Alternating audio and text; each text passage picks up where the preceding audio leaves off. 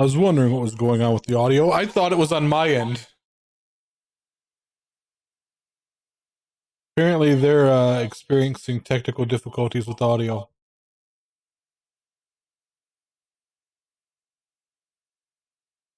Huh.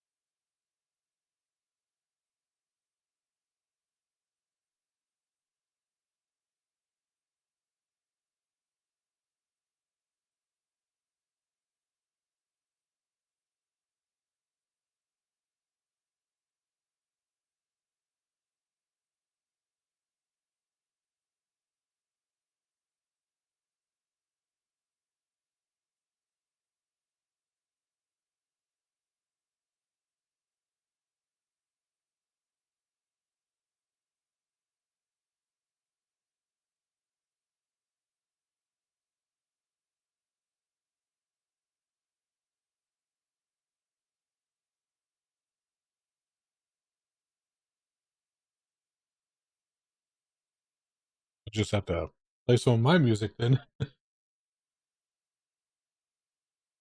See what I got.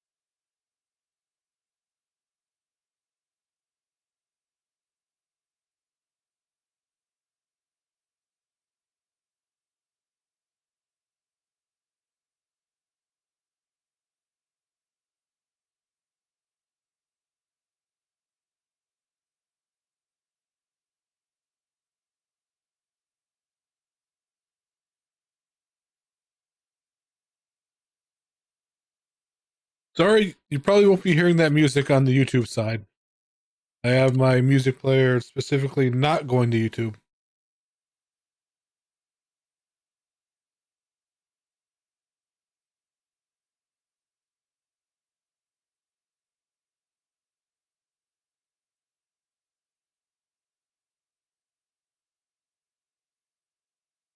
I have it set up where it only goes to the Twitch live stream, does not go to the Twitch VODs, and it doesn't go to YouTube. So only people actively in the Twitch live stream hear it. So sorry for the people watching VODs. It's going to be silent for you too.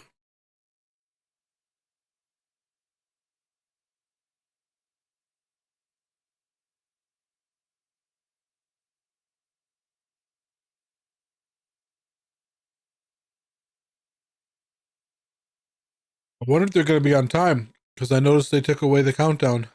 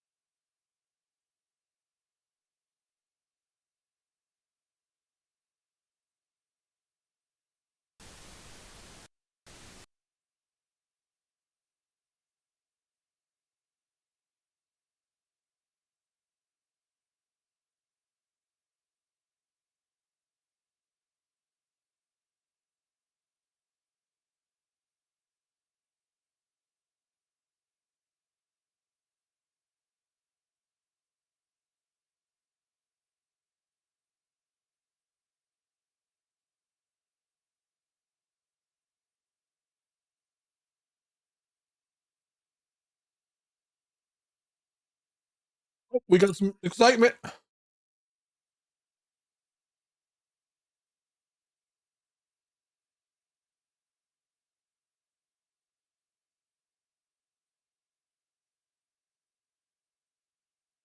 Well, I'm on their official site too. They say they're still fixing things, so they may not be starting on time.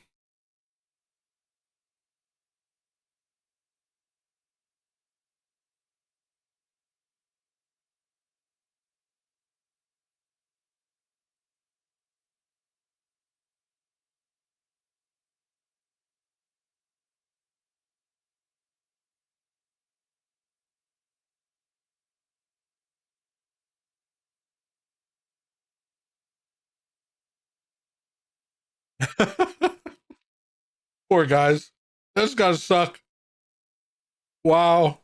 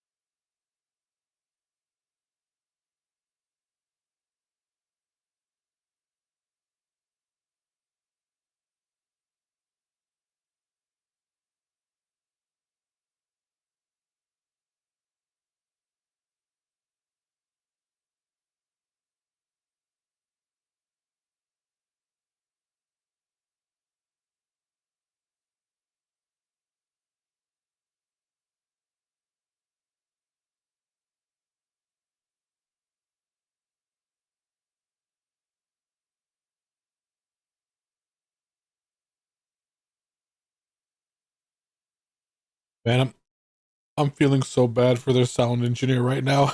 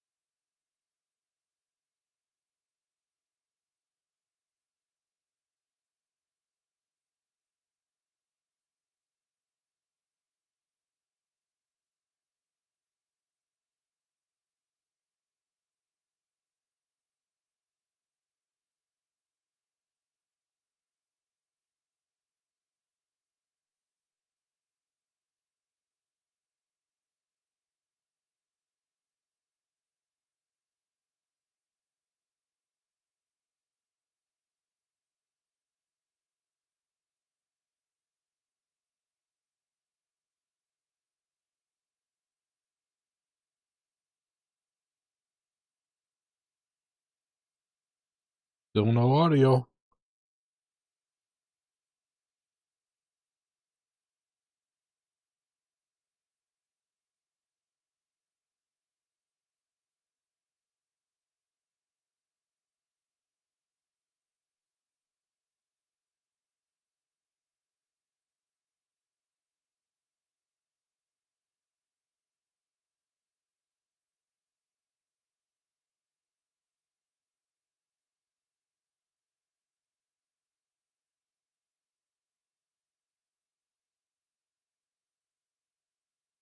Excuse me for a moment. I gotta let my cat in.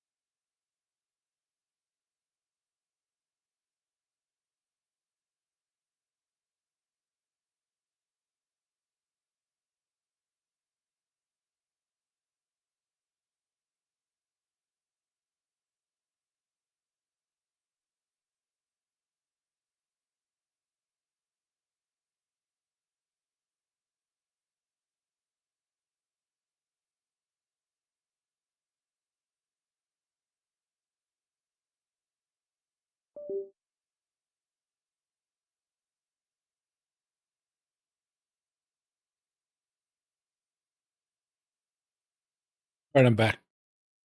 I saw somebody, but I guess we still can't get the audio working.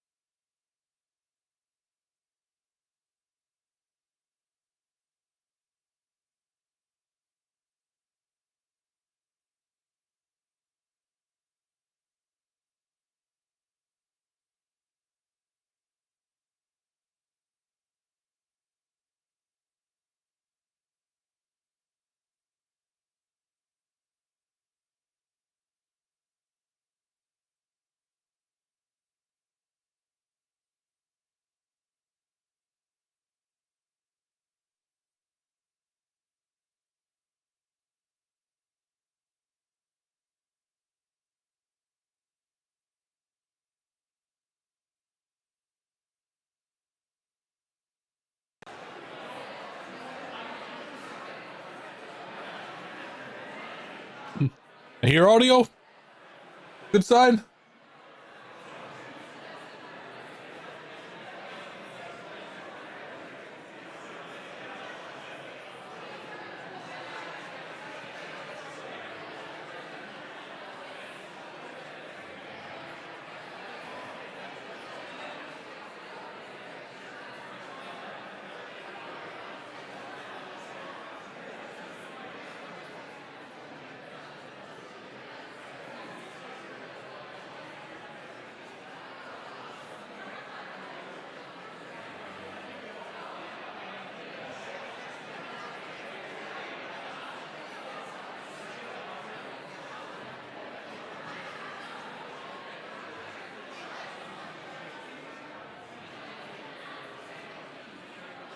I can hear some audio.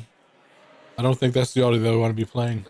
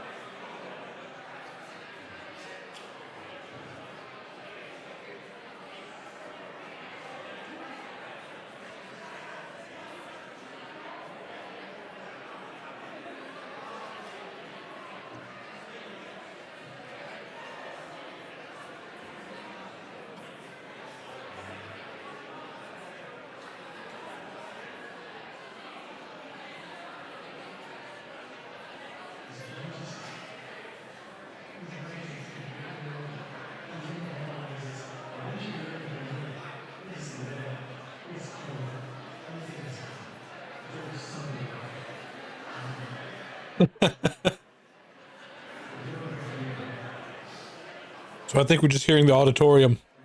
I hope you guys appreciate that. There we go.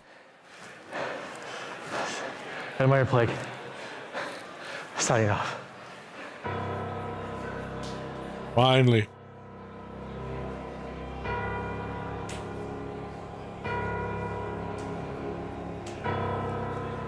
If you, the audience, is hearing this, that means the nominations made it out. I never was going to. The Woods, they don't let go. Not when you know too much.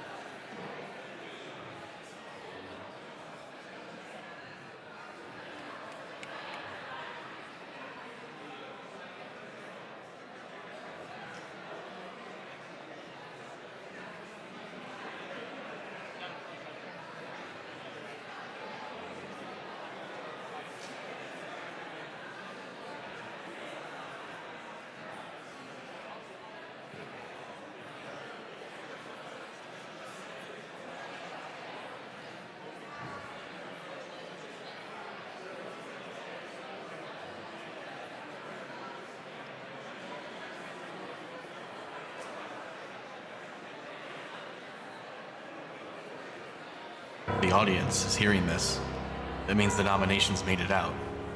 I never was going to. The woods, they don't let go. Not when you know too much.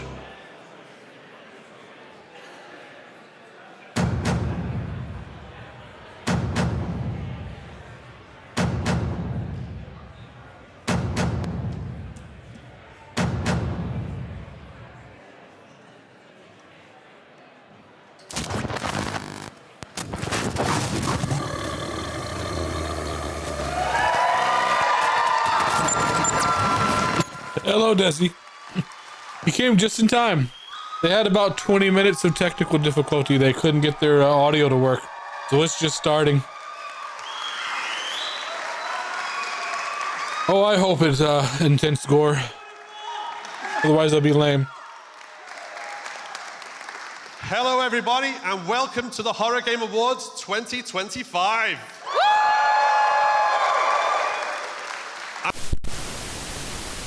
Oh no! Oh, I feel so sorry for them. Oh my god. Their poor sound engineer.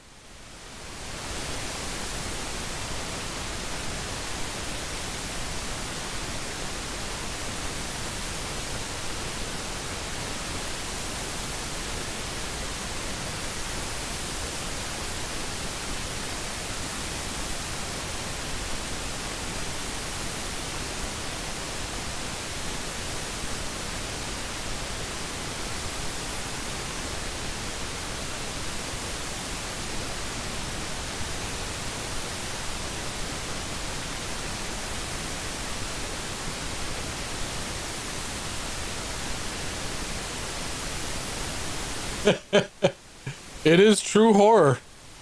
Trying to put on a show and everything's going wrong.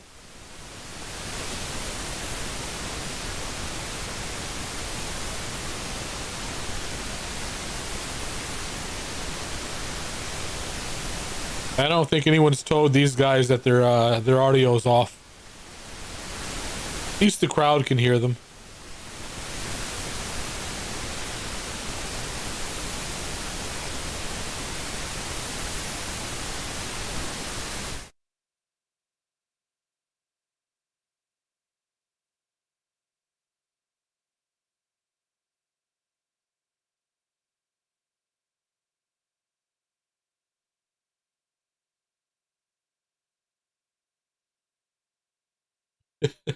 All right, well, I'm going to turn my music back on.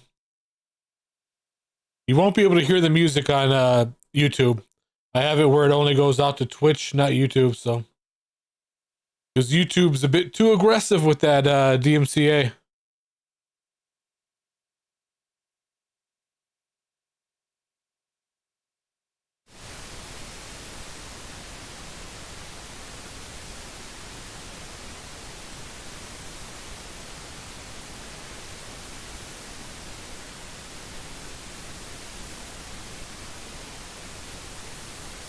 And the static's back, so it's some progress.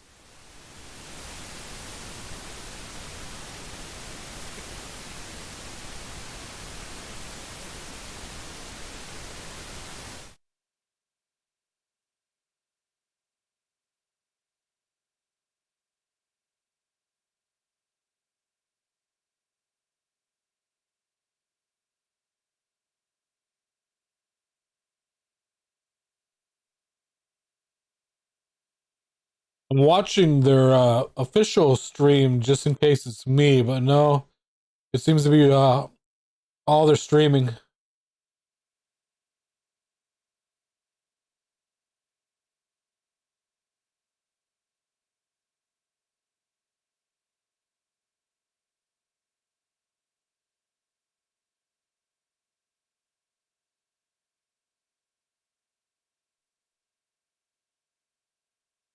All right, what's the first nomin?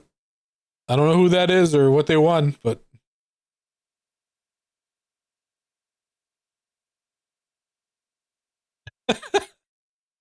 this is. I feel so bad for them.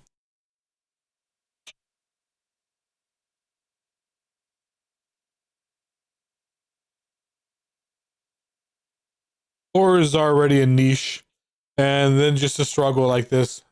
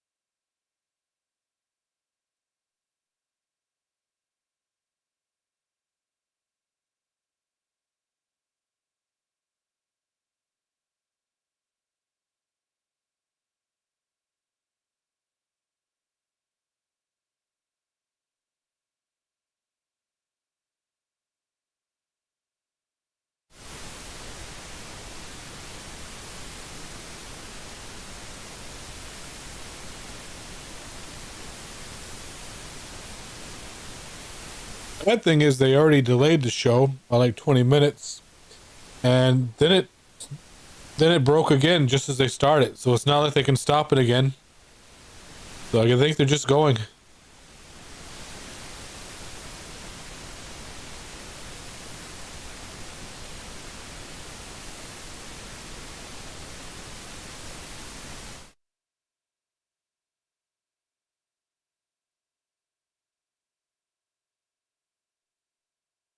Horror content creator of the year.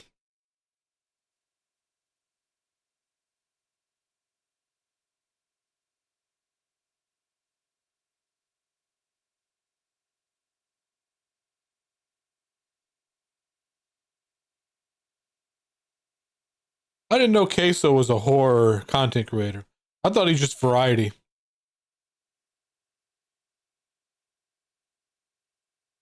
Lana Lazar should get it. She's my favorite. She's basically my Yoshi. I love watching Lana Lazar. But I have a feeling Markiplier is going to get it. Because he just released that indie horror movie, Iron Lung. And it did so well in the theaters. So it's... right now, he's very hot.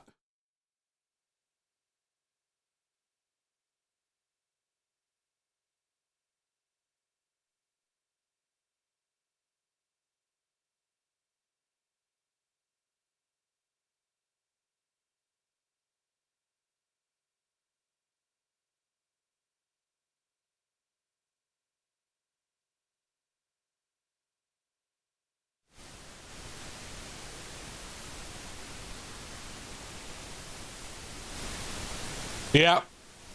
Pretty much figured that one out.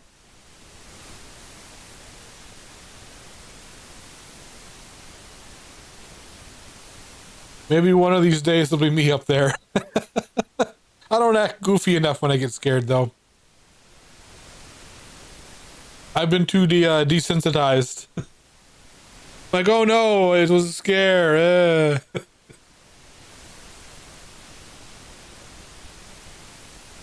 I gotta become a better actor like most VTubers. Just overreact to everything.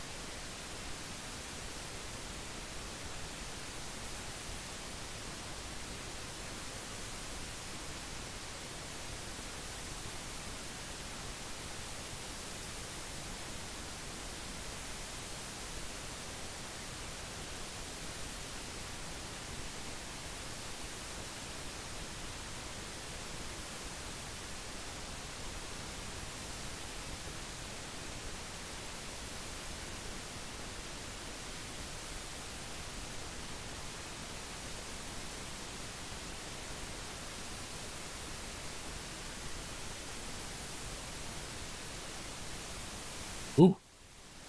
What's this? This seems like something I'd be into. The Bagman.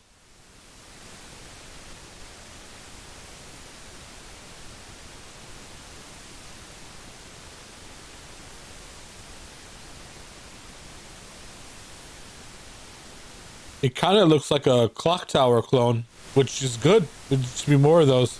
Oh yeah, this is definitely clock tower.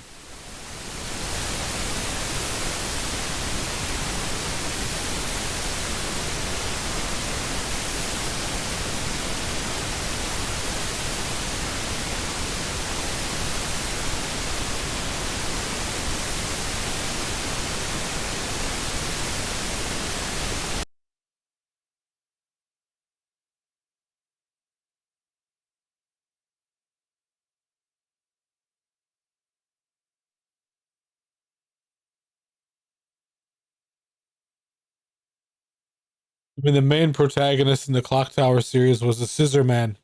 I guess that makes it. This guy's the Bag Man.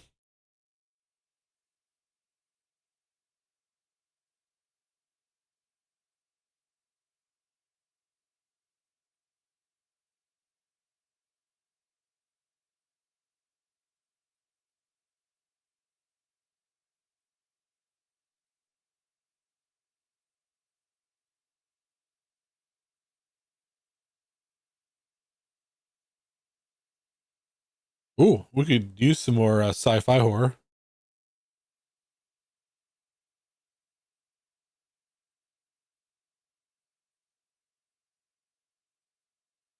Is this the new Dark Pictures anthology that takes place in space? Oh no, this is something at Corinth. Oh no, this is Directive 8020. That's the new Dark Picture anthology. I can't wait for that.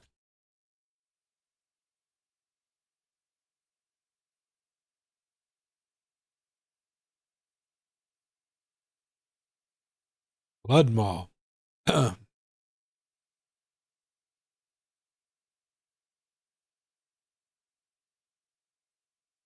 Making a sequel to Blood Maw.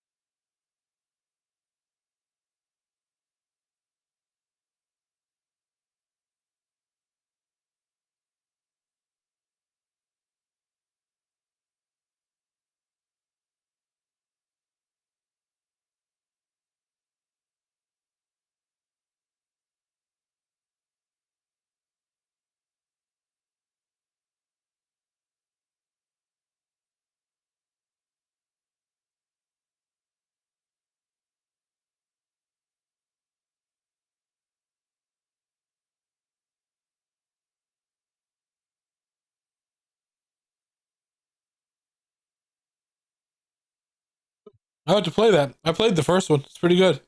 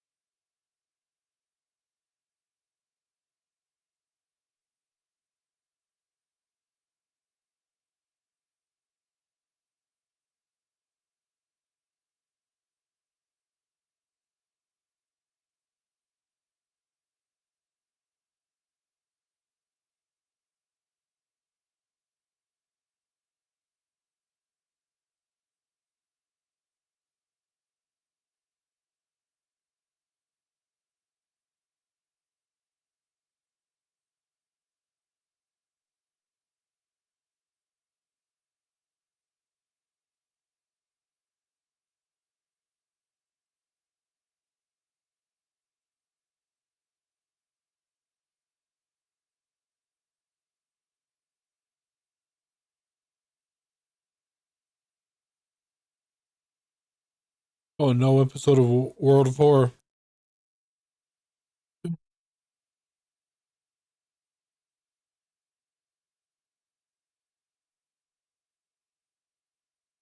I'll have to look these trailers up later.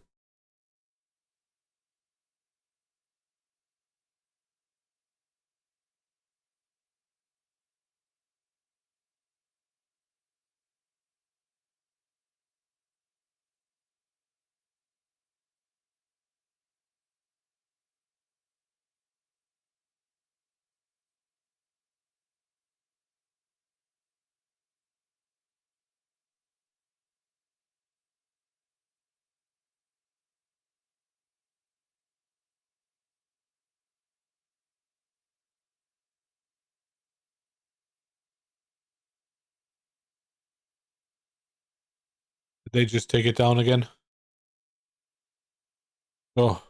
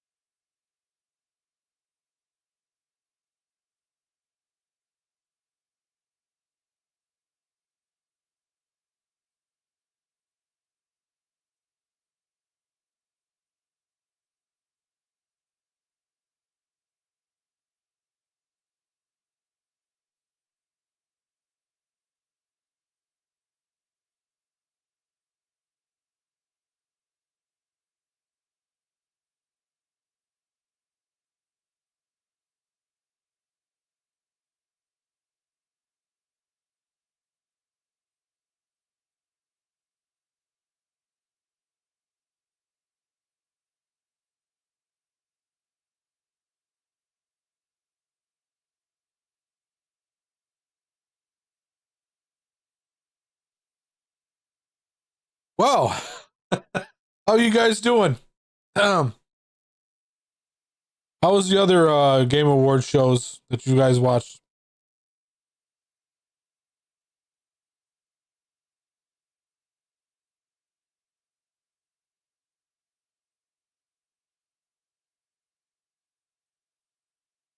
I was watching the last Game Award show, and I don't know. I liked Expedition 33, but I think it won too many awards. It made the show boring to watch because every other award was Expedition 33.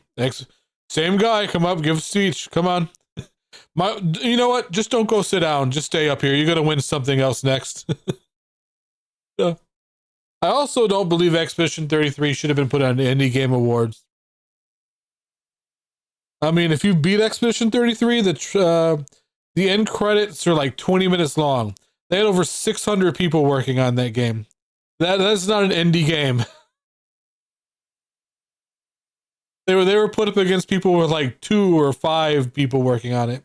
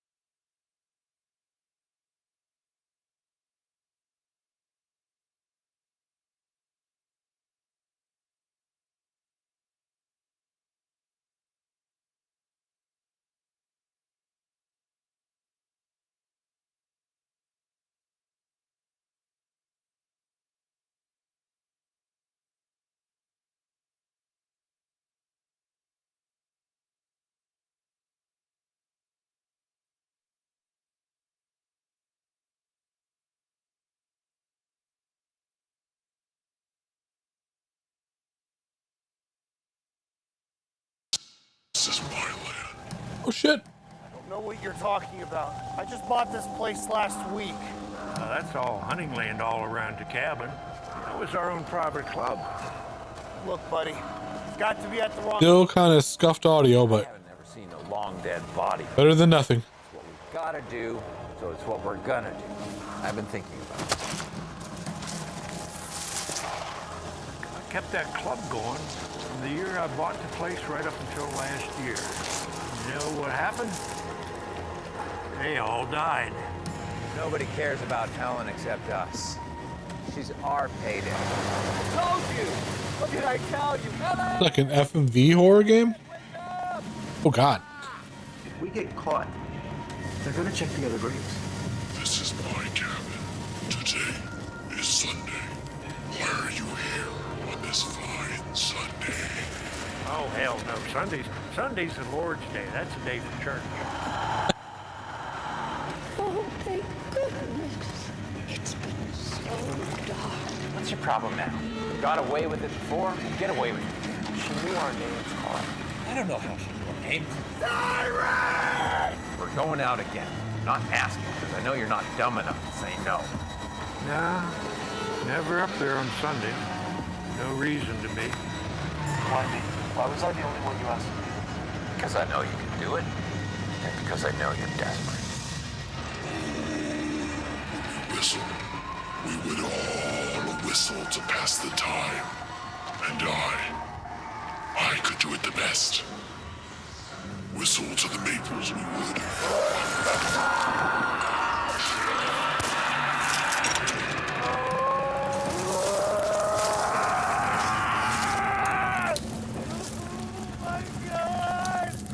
Whistle to the maples.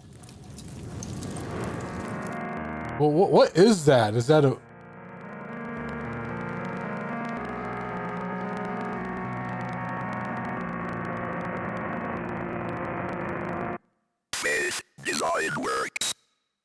Oh, that was a movie.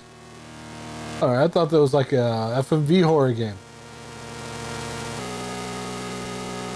It was a short 2022 movie.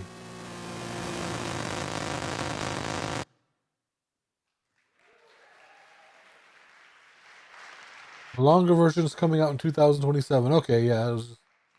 And there we go. Lots to look forward to for fans of Faith the Unholy Trinity, because obviously the Lost in Cult product there. And we're also going to be seeing the film from Brandon Salisbury, who's producing Whistle to the Maples. So very much lots to check out there.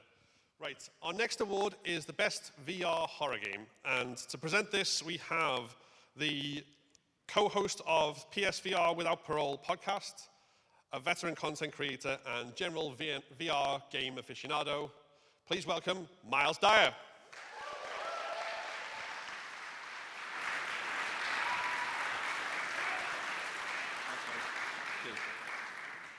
How we doing, everyone? Doing good? I just want to say that, like, putting these productions on is no easy feat. So I just want to give it up to everyone who's made this happen today. So can we give it up for them?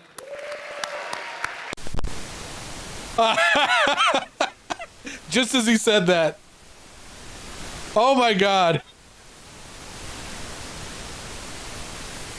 The timing.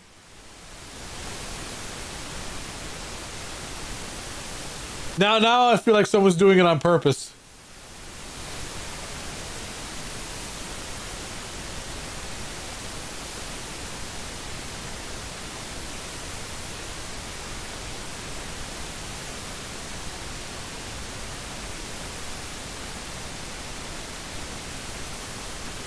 Hello, Genoxus.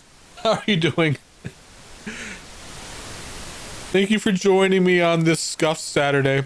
I'm trying to watch the 2025 Horror Game Awards, and yeah, it's not me. It's the award show. They've been having technical difficulties for the past 30 minutes.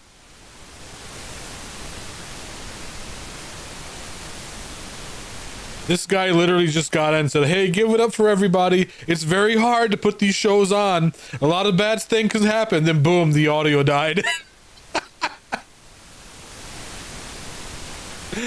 Oh, God.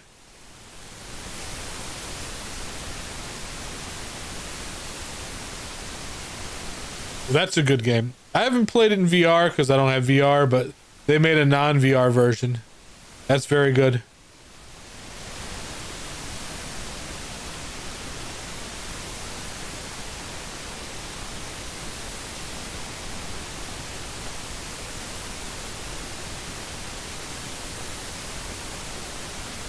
Phasmophobia in VR? Huh. Phasmo's probably gonna win. Just because the popularity of that game.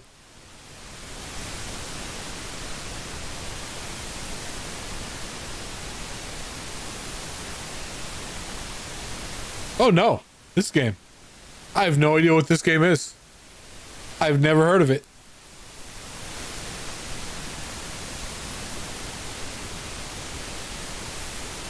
Man, they look so happy. Wish we knew what they were saying.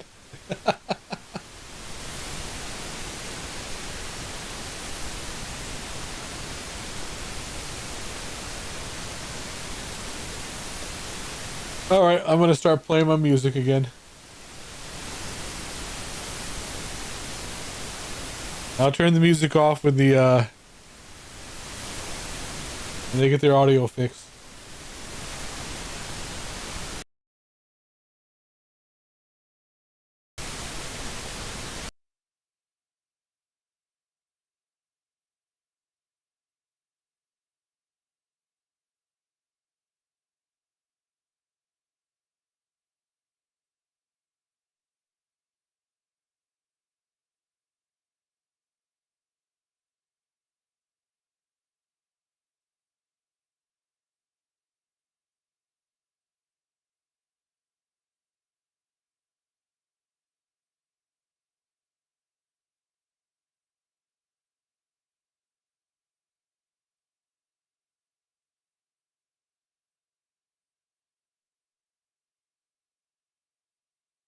I'll have to check out Midnight Walk. It won best VR and it's up for best soundtrack.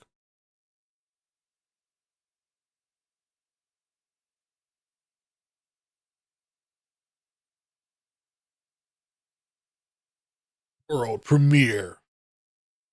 I'll do my own soundtrack.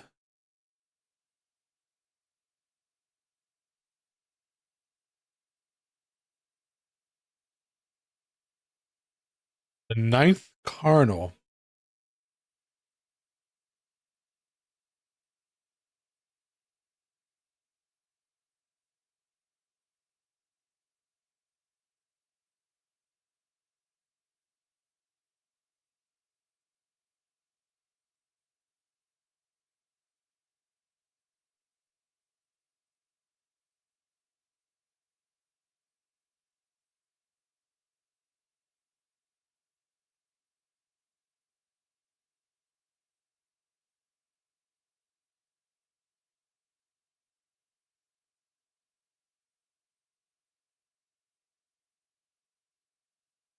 What the hell was that?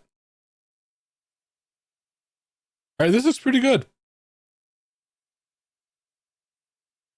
I have to wishlist this.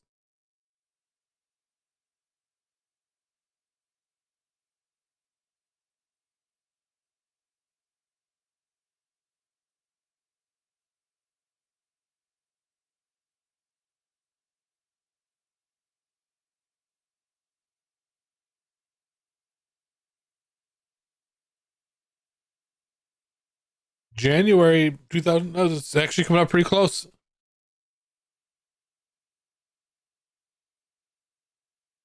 Village of Calamity.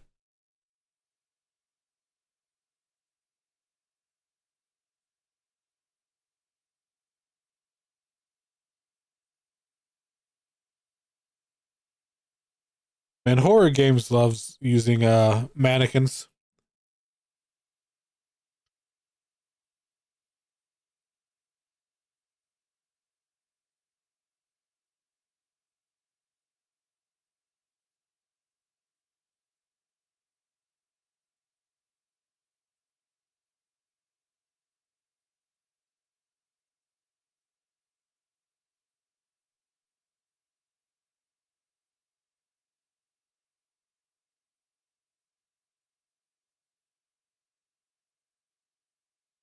This looks very good. I like this. Agni, Village of Calamity. Oh, no release date.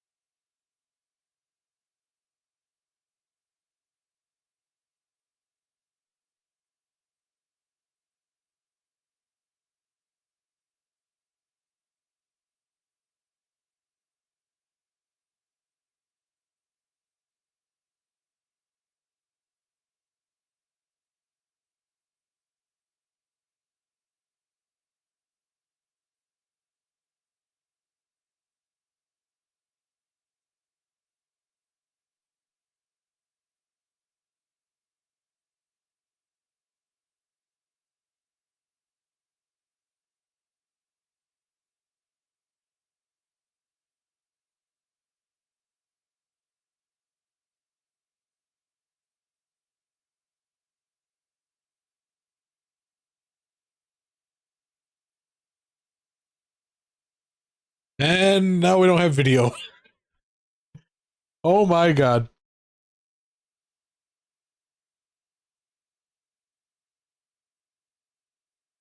I think the video just froze too. There we go.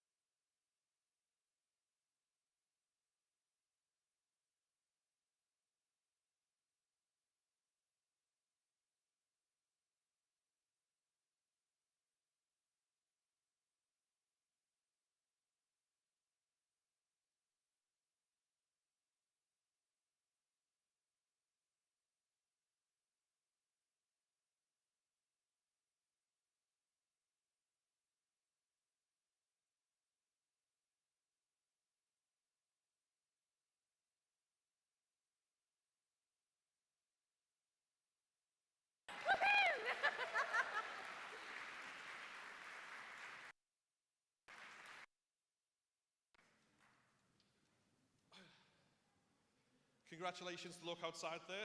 And now, our next world premiere, those of you who, like me, started your journey with horror games on the original PlayStation and the original Resident Evil will remember that that game started with an open scene where we saw Chris Redfield and Jill Valentine and Rebecca Chambers. We got some audio.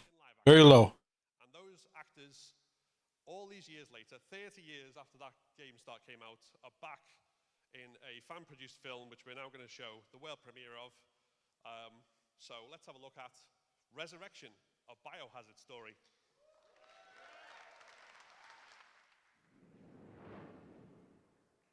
World premiere. They don't have the guy saying it. Years since we entered the survival horror with Resident Evil.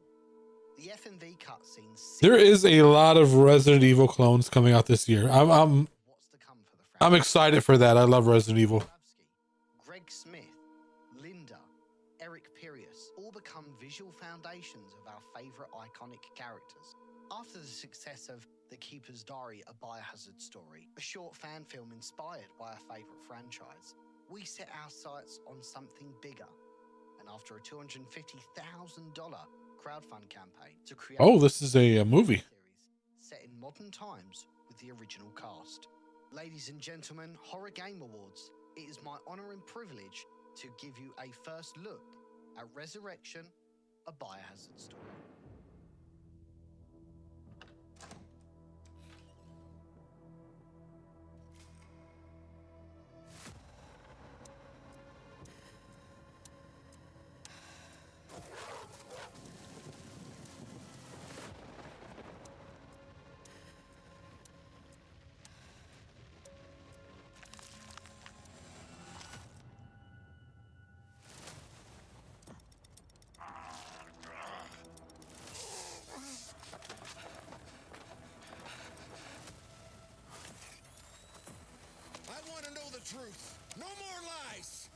back till the count of 3. The prodigal children return.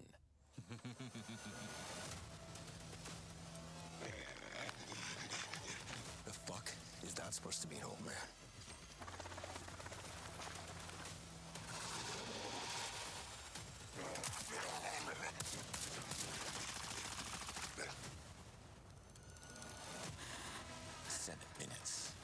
Seven minutes is all I can spare. Isn't that right, Jill? Luffy! Look, get out! What's the matter, old friend? You look like you've seen a ghost. Wesker.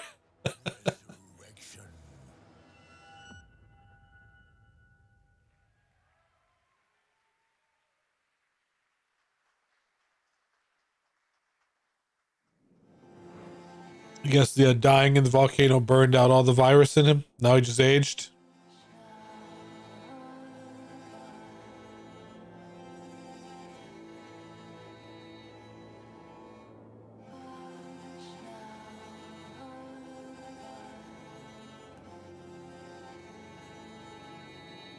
This looks nice.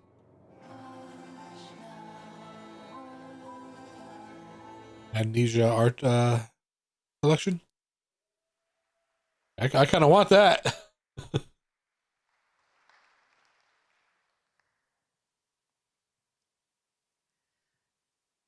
so before we move on to our next award, I just want to remind you guys that we are a lovely little indie. Hello, Dazzling. How are you doing? Thanks for joining us. It's been rough. They've been having audio issues for the past hour.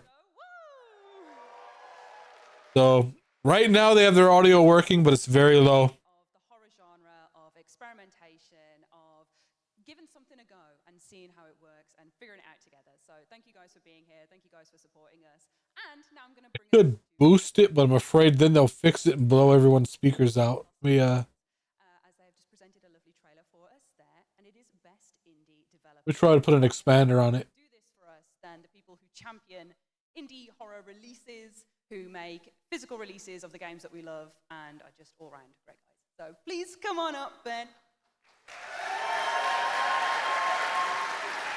I just have to remember to take the expander off when they fix it. Thank you so much. Thank you. Are you enjoying the Horror Game Awards? Yes, it's an incredible show. It's an honor to be involved. I hope you are I enjoying played the first one. all these amazing announcements. Machine for Pigs. I hope you're enjoying the canapes, I must say. The one that the latest one that takes place in like what is the World War I trenches? I heard that wasn't as good. Horror is so important to us at Lost in Coal. It's something that we've gravitated towards since we began 5 or so years ago. It's really part of our DNA, and we love it dearly. The horror genre is one that Yeah, I love Machine for Pigs. entertains and thrills and provides us with all those fantastic fresh They nightmares just fixed that it. we all get off on, let's be honest, and we love that. But it's also a genre that whilst doing so, it manages to find beauty, and it manages to find meaning, and it manages to allow us to reflect on the most wonderful and terrible things in the world around us and find our own strange ideas. And nobody is doing that better than independent developers are. They're still finding uncharted ground, and they're still exposing us to strange new ideas through their incredible work and their artistry. And that is what we want to celebrate today with this award. There have been so many incredible nominees in this category. It's a shame we can only show 3, but here are the 3 finalists.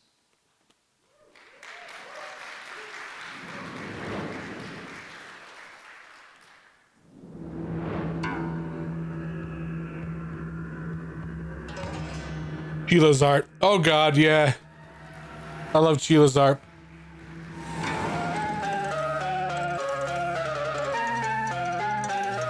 That I haven't.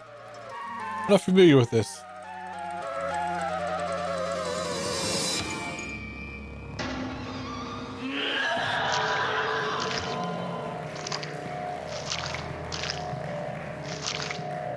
Was this Skin Freak? Incredible. And Well, I think Chila's art's gonna win it. Jordan King, Black Eyed Priest. Really? Okay, never mind. Sheila's art just pumps out so much content every year. pumps out like a game every 3 months.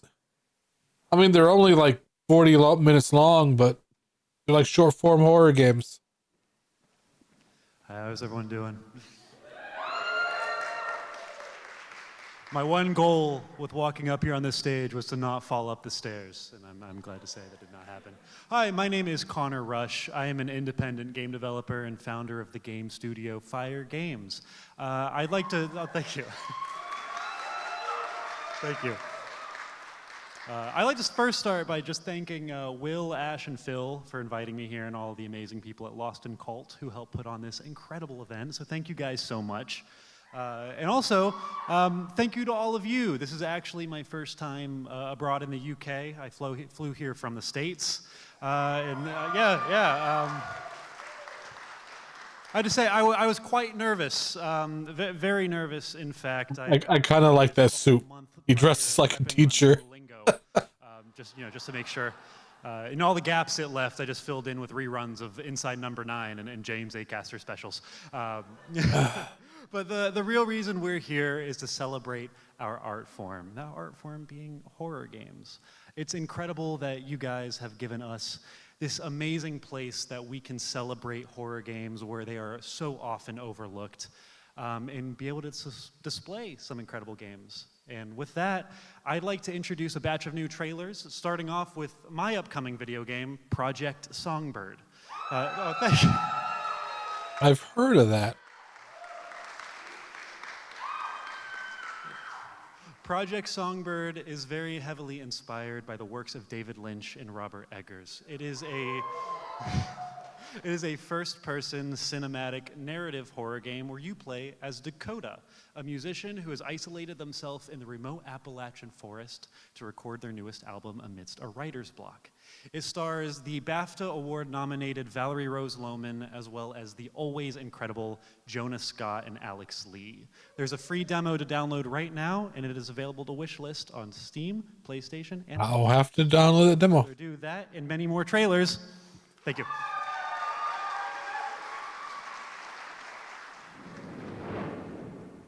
World premiere. So what do you want me to do?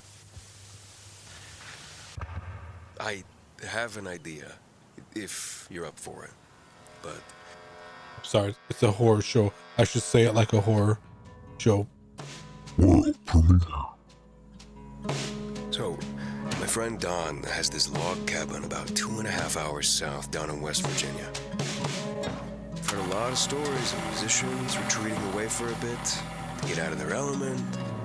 And these guys come out of it having written the best music of their lives. I just thought that if you were willing, I'll give you the directions and give the guy notice that you could be staying all next month. I just thought maybe you'd like to take the time away to get an album out. A new classic Neon Songbird album. More mannequins.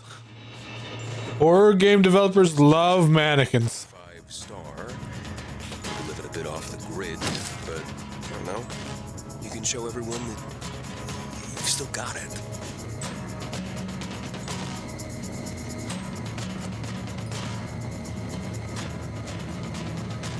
What do you say? Yeah, the demo is out of this now on Steam.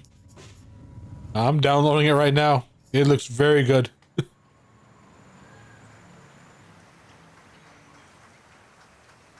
Comes out early next year. Progress can be ugly. At Corinth, our focus has always been the same, driving humanity forwards. To move forwards, we have to look at where we are. Sometimes the reality is ugly. Another Directive 8022. We have been in this business for centuries, and This looks so good. just getting started. Corinth, humanity first.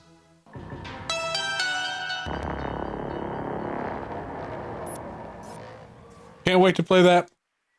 When it comes out, me and you are gonna play it together, Desi, because it is multiplayer.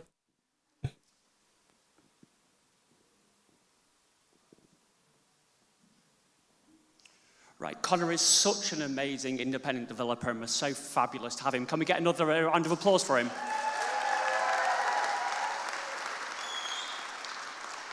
Yeah, we're so honored and proud as the Horror Game Awards to spotlight all the creators of every size, from the solo developers to the biggest AAAs. So now, let's move on and present the award for Best Developer. And for doing so, the person doing it will be Susie Hunter.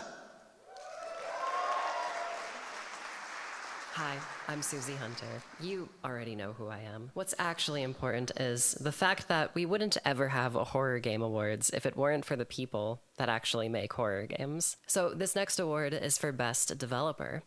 And I don't just mean the big guys, oh no. This is an award for those big and small, from double and AAA to indie and solos.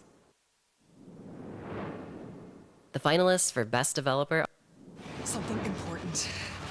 Capcom, aka the masterminds behind Resident Evil. Oh god. I don't like putting indies with AAAs. Like, come on, Capcom's a juggernaut. Red Barrels, those known for the unrelenting nightmares of Outlast. You're literally a puppet. Don't you upset Daddy. And Wrong Oregon, who take responsibility for unleashing the sci-fi masterpiece, Mouthwashing. That was a crazy game.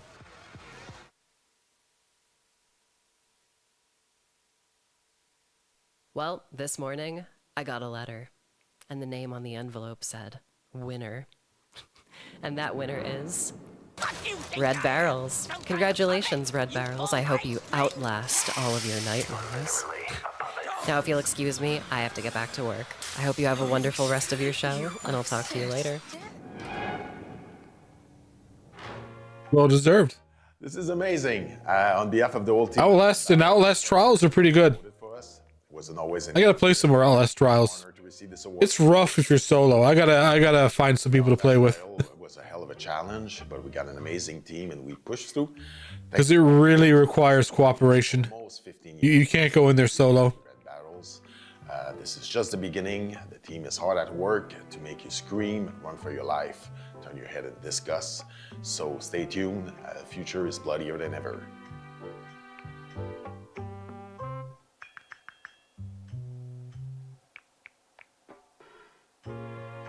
Once again, thanks to everyone. Congrats to all the nominees, and we'll see you in the trials.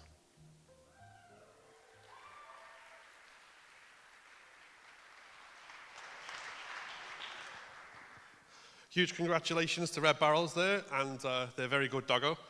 Our next world premiere trailer comes from Digital Dreams and Fire Note Games, and before we roll it, I'm going to have to make a personal apology. It's because I have a lot of friends who are really not fans of dolls. You know, I noticed since they fixed the audio, no one goes near the podium.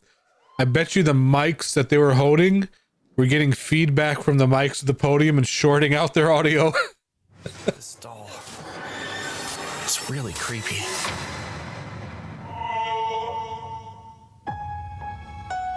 Is this the house? It looks like it's falling apart. Baptist. Miracle we found such a big house for so little money. And it's such a quiet place. This doll is really creepy. Shit. Okay.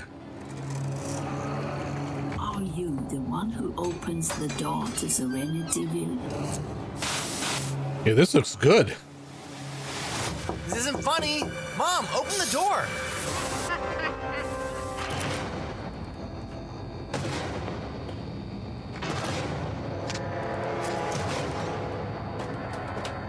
Calm down. Breathe.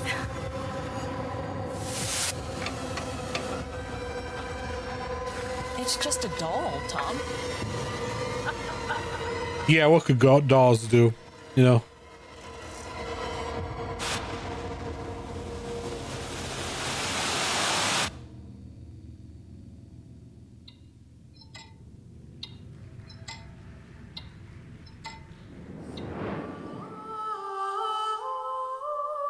Like a Coraline copy. Bodeka? The new Shadowheart? Or is this like a remaster of Kodeka? Oh fuck, it's a Kodeka remaster. Oh, I love Kodeka.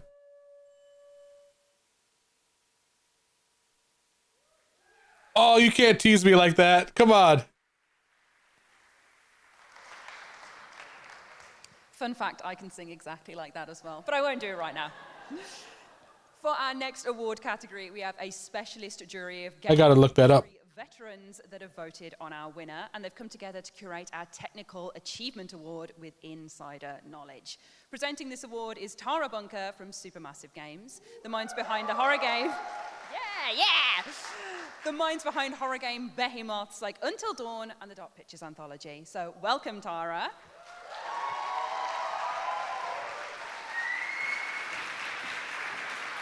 Yeah, there is a rumored Kodeka remake coming out in 2026. Shit. As mentioned, I've had the pleasure of working across a number Love that of game. amazing titles in horror gaming, like The Quarry, Little Nightmares 3, which has been nominated tonight, and the upcoming Directive 8020. Woo, yeah! And the great part of my role is I get to see how much work gets put into these games. The amount of detail and the tech that goes behind it, especially for horror games. I think there's such an art that you can work on something and really make people stand on edge when they're playing. And it's been amazing to see as well, not only fans, but other content creators being terrified to the bone when playing games. So I'm honored to be presenting the Technical Achievement Award today, which represents the best innovation in gameplay and technology in the field. And the nominees are...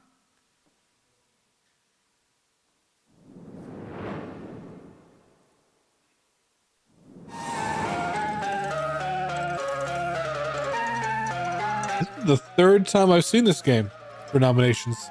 I gotta check this out. Look outside. Okay, guys, I have a plan. No! We know this game. No, Michael, don't get involved in this. Give it to me. No.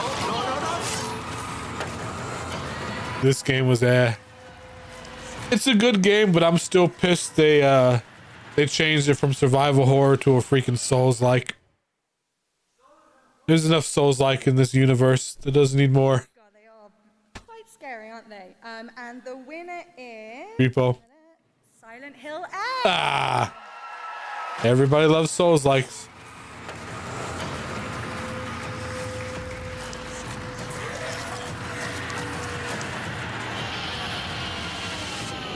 We're very grateful that Neobar's team's technical effort and dedication in Silent Hill has been recognized.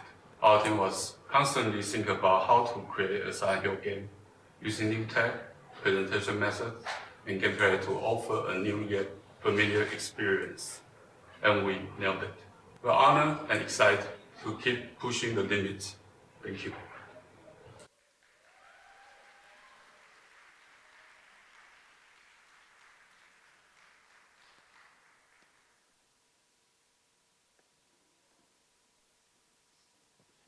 So congratulations to the team at Neobards for the win for there.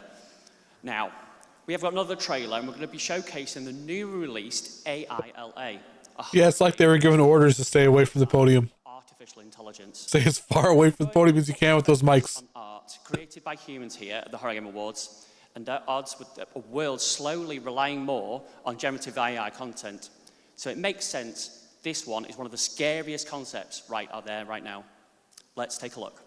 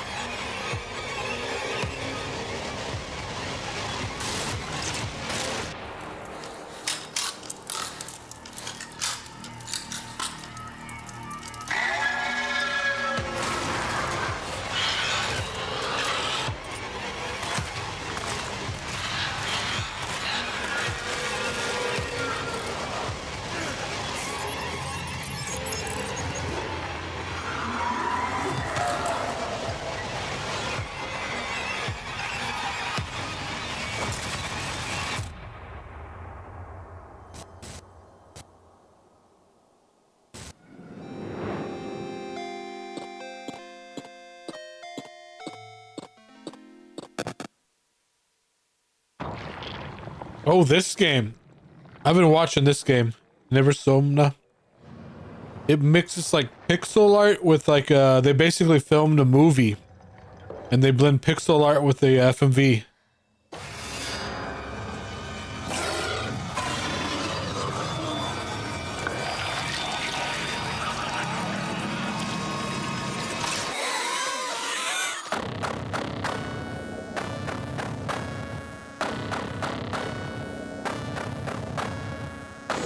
It looks so good. I've been waiting for this game for 2 years.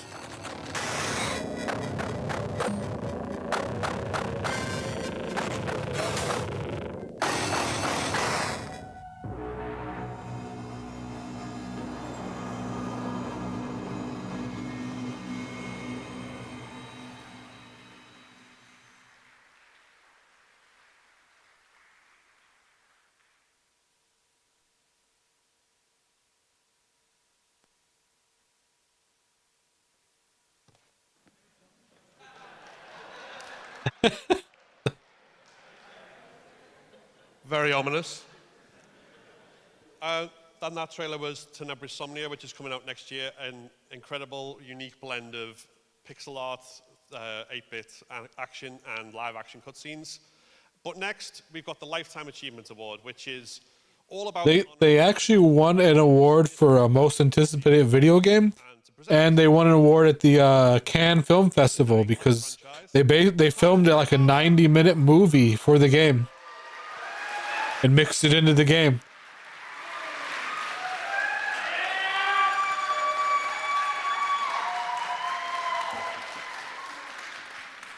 You look absolutely amazing. Give it up for yourself. Yeah! Everyone, there are jump scares, big monsters, and gruesome deaths, but those are simple frights that last only a moment. The real horror comes from the little details that crawl under your skin and last forever. It takes a lot of time to master those details, and that's why it's an honor to present an award to those who have spent a lifetime mastering it.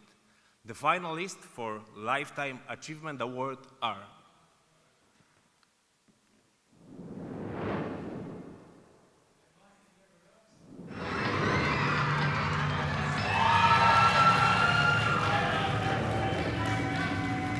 It's probably going to be him.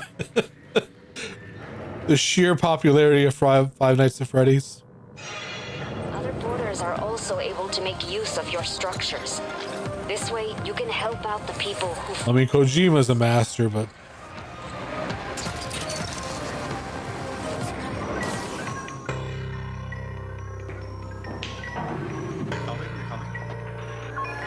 I don't know if Lethal Company is as popular as it used to be. Let's see. And the award goes to Hideo Kojima. Oh shit. Other porters are also able to make use of your structures. This way, you can help out the people who follow in your footsteps.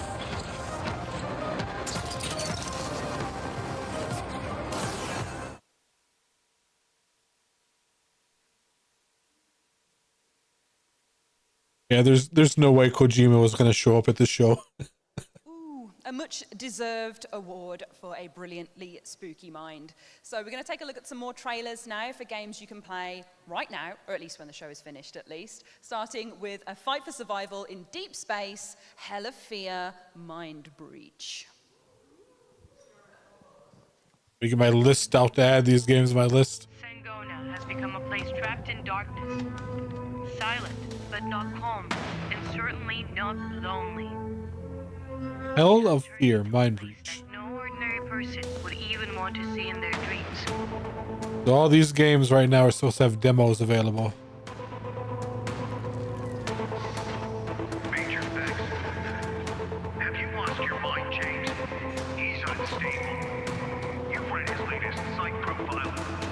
Have his team die in that quarantine zone.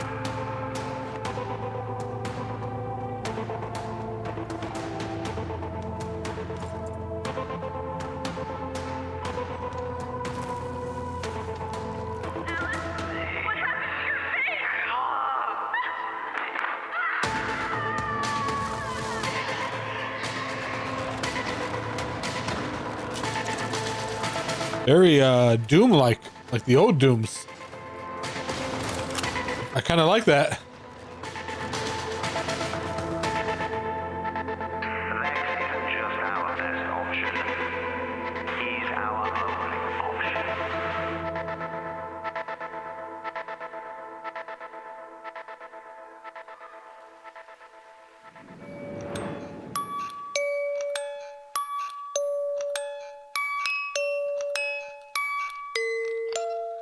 Phasmophobia, the board game.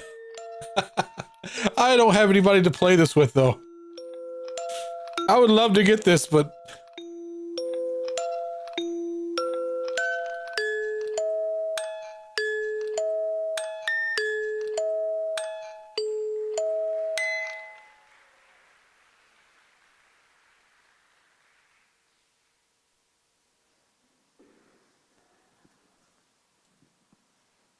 Now we have another award coming up, and it's a brand new one for the Horror Game Awards 2025.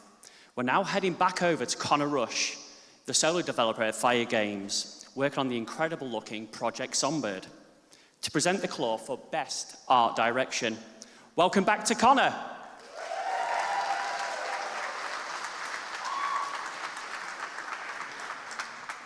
I didn't fall again, guys. I'm doing so good. In my many years of game development, and I'm 24, so I would know, I'm obviously a veteran at this point, is that one of the most important aspects of a great horror game is its atmosphere. And what better way to create great atmosphere than with incredible art direction? From the way that the pools of blood reflect to the cascades of shadows down halls and the ways that lights bounce off of the walls. Here are the games that have shown excellence in art direction this year.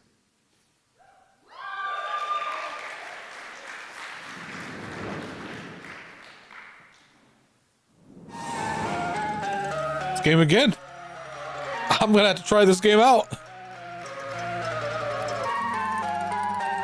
Look outside. I'll put that on my list.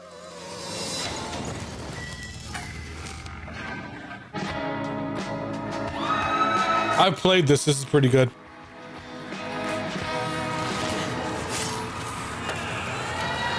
Yeah, I think this one's gonna win.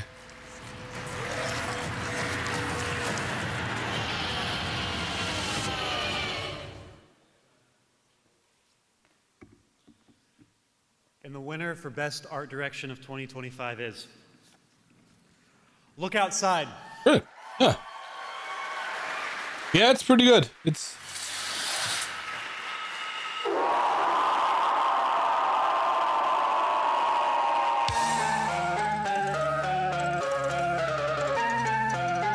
thing is, like, if you're a VTuber, for the I Am Not a Human, they have a mod where you can upload your VTuber avatar to it, become an in-game character.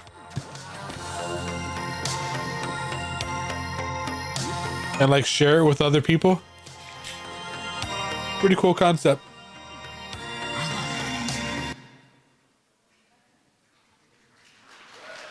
I'm definitely gonna have to try out Look Outside. Huge congratulations to Look Outside for another win, well deserved. And now our next batch of trailers come from the Broken Law series, and we're starting off with a world premiere for the upcoming psychological horror game, Broken Law Follow.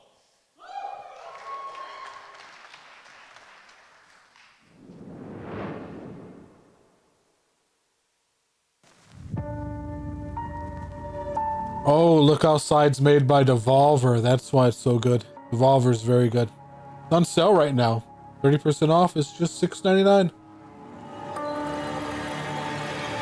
I'll just snatch that up.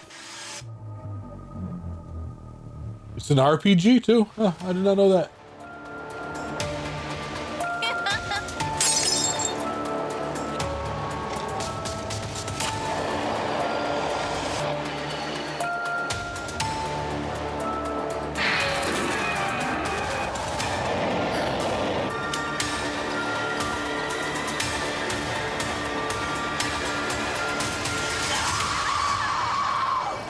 There was so much blood.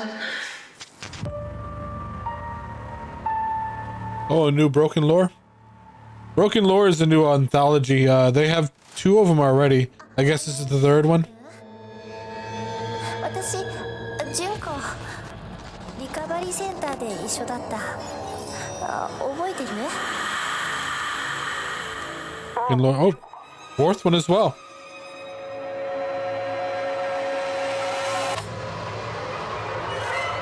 消える方法っていろいろあるんです。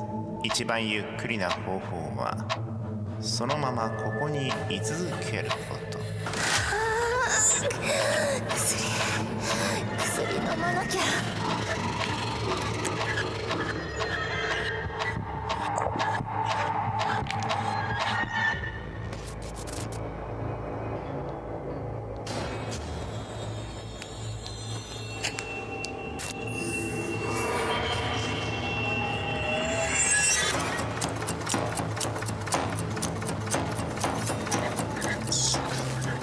You know it's a Japanese horror game where there's eyes everywhere.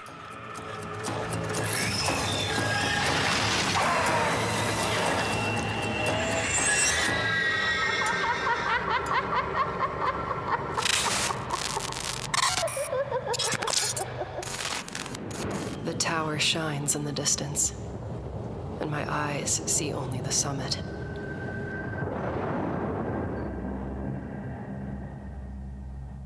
Another Broken Lore. Oh shit. They were busy.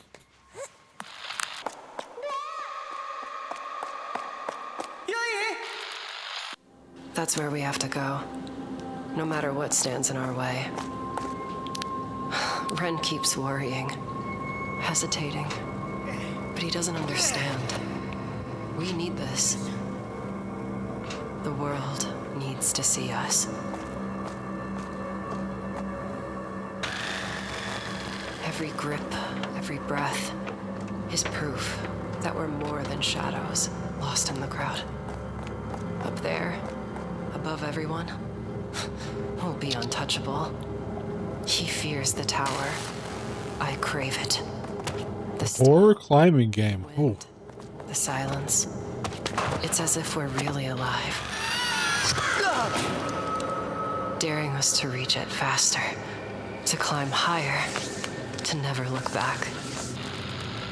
And I won't stop until we touch the sky.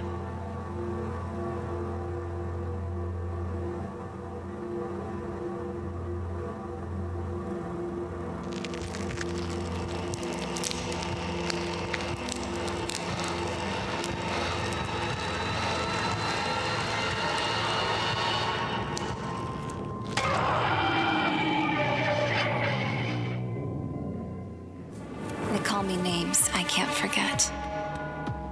Even when I close my eyes, their words follow me into the dark. I thought if I hid, They're just gonna dominate next year. but the silence only feeds them. It gives them new faces, new shapes, shadows that know exactly where to find me.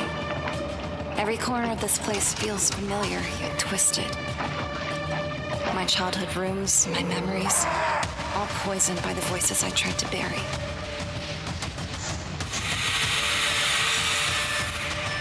Now they're back, waiting at the edge of my hearing. If this were only a dream, I could wake. But dreams end, and this doesn't. The Broken Lore is like an anthology series, like the Dark Pictures anthology, except they typically do like Japanese or Asian horror. Apparently they're coming out with 4 new chapters next year. I played this one. This is pretty cool.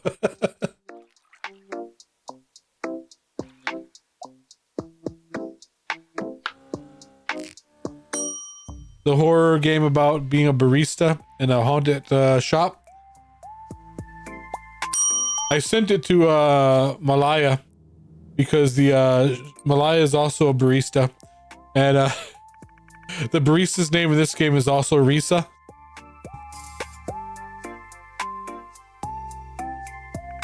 Look, I didn't know they made a game about you.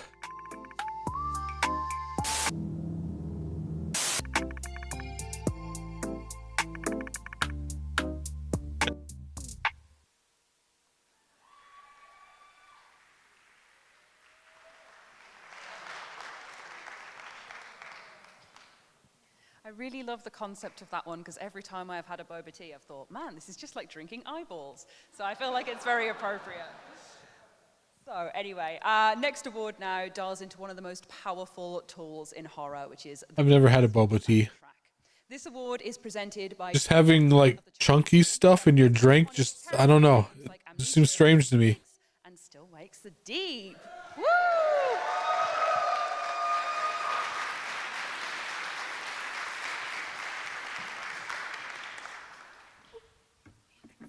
Thank you, everyone. Good evening, everyone. Good evening to everyone online watching at home. So yeah, as you said, this award is going to highlight an invisible, but yet arguably one of the most powerful tools in a horror game, which is the master of dread, suspense and atmosphere, the soundtrack. The nominees are... Yeah. So what is it, tapioca balls? They could be like just having like chunks of snot in your drink. I don't want that. Just trying to that's a good soundtrack, I hear.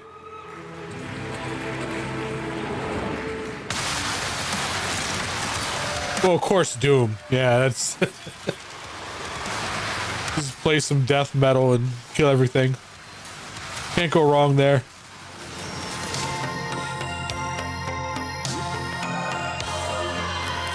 Look outside again. Damn.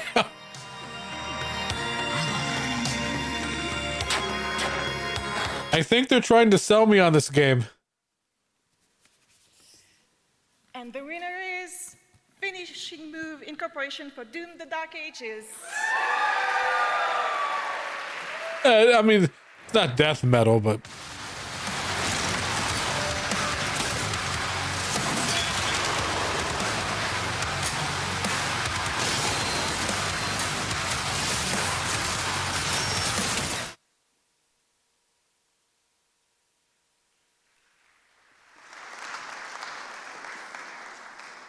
Right, let's take a look at another bunch of trailers, starting off with the director's cut of Conscript, a new version and free update of the game that adds new difficulties, rooms and shortcuts, as well as a host of many quality improvements. Let's take a look. Peggy 16.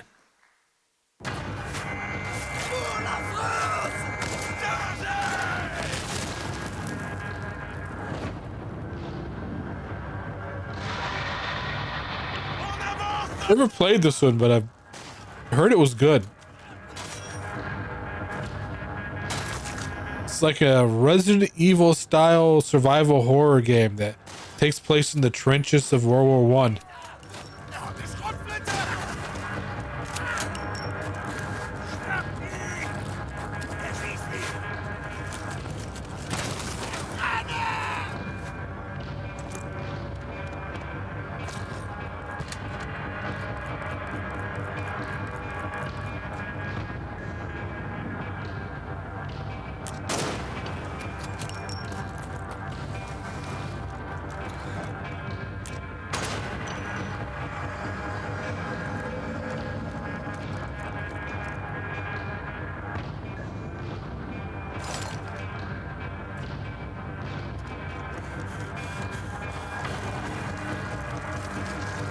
Some Indiana Jones there.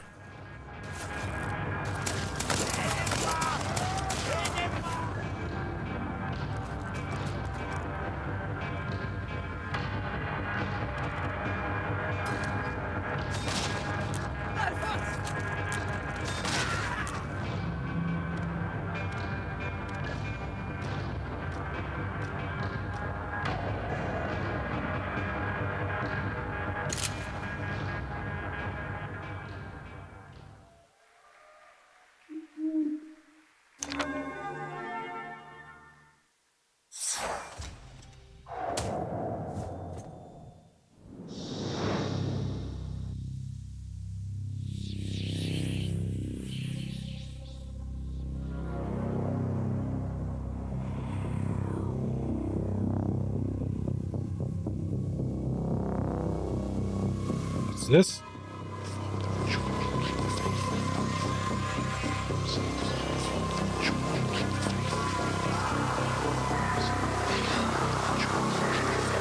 Always love a good retro horror game.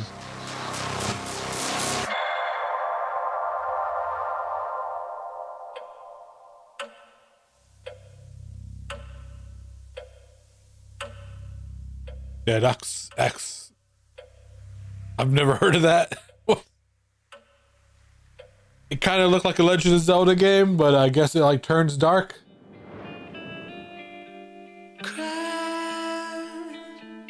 Good things aren't made to last. I've been locked inside my past. This looks good.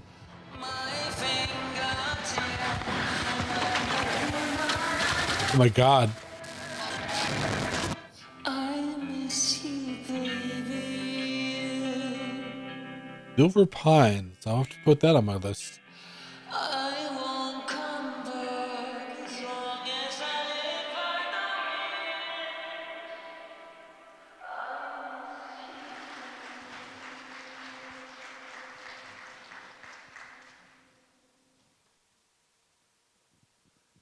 So, in celebrating the horror games that we love, we've been celebrating all the things that make up a really good horror story. Obviously, we have the visuals in the best art direction, we have the soundtrack, which is really important to kind of get in that feel.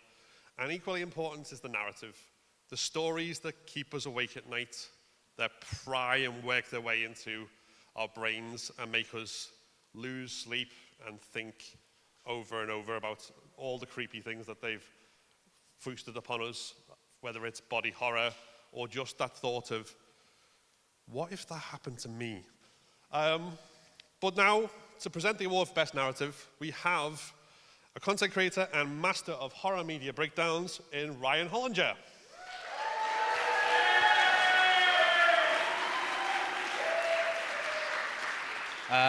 Forgive me, I do not have the charisma to articulate without a script, so I'm just going to read what I have in front of me, and I'm going to currently ignore you, right?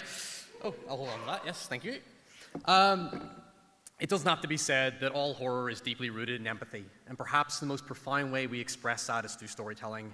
Narrative can help elevate design, immersion, player choice, and interactivity to give us a unique window into which to view ourselves, each other, our cultures, beliefs, morality, and God forbid, our mortality. But for the horizontal and the vertical, no, I didn't do it. However, most importantly, they help bring relatable meaning and catharsis when our own worlds become I just haven't got around to set it up. scary. Here are the finalists for Best Narrative.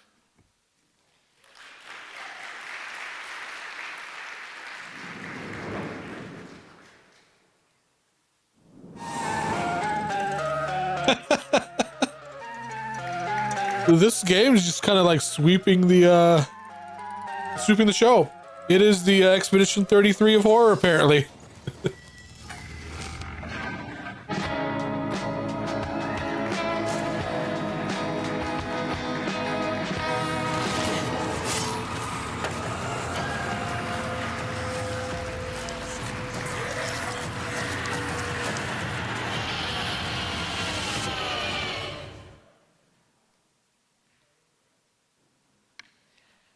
Bloody stiff competition. Best narrative goes to Silent Hill F. Yeah. Yeah. And hell, next year is probably going to be a Divinity 3. Oh no. No. No. Okay. Whew. Thought it crashed again. Okay, so there's no video playing. So unfortunately, you have to listen to me read their acceptance speech. From Motoi Okamoto, who is Silent Hill series producer, the production team would like to send our thanks to all our players. As publisher, Konami is honored to share... This isn't the first year they've done this horror show. I think they've done it since like 2022. But this is the first year they had a partner called Lost in Cult. So the Lost in Cult is funding and running the show now. And I don't know. It's obvious they've never done a show before. Hopefully they learn from this and get better next year. So, from Silent Hill From Silent Hill F's haunting visions of the past to new games holding glimpses into a dystopian future, we're taking a look at titles to come with these next two trailers. So we've got Graft kicking us off with a cyberpunk story built on building yourself.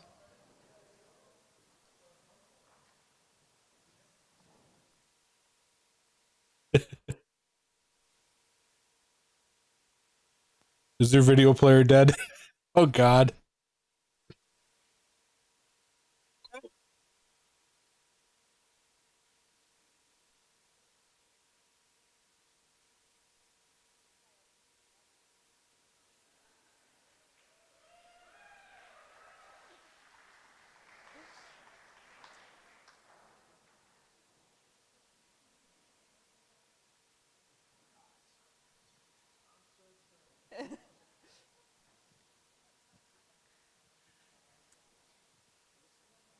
That's just gotta suck.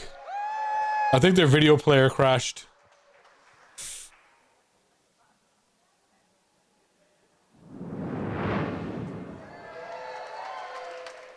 There we go. World premiere.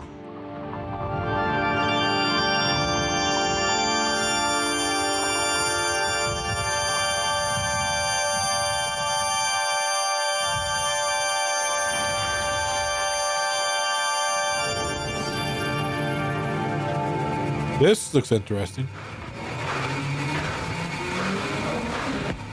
You know what?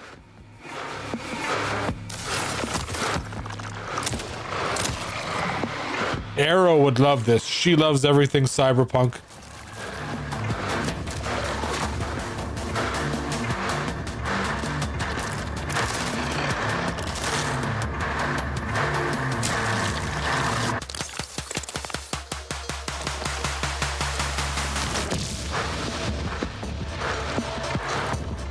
I have to put that on my list too.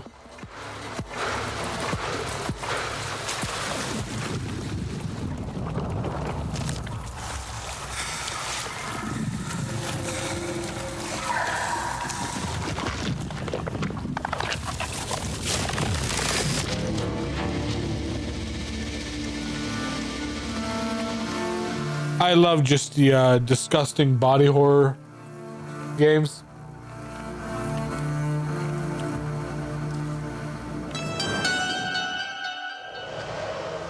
What do you see? A butterfly. Beauty. What about this? A secret handshake. A fortress. And this? I don't know. I see potential. History in the making. Secrets of the universe. I see whatever we want it to be. Corinth, where humanity comes first.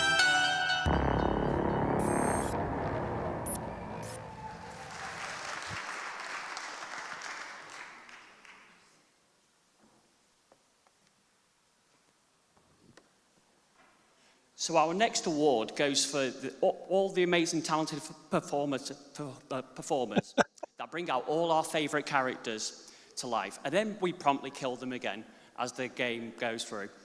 Thanks for that. Presenting the award for Best Performance is actor Kirsten Rea.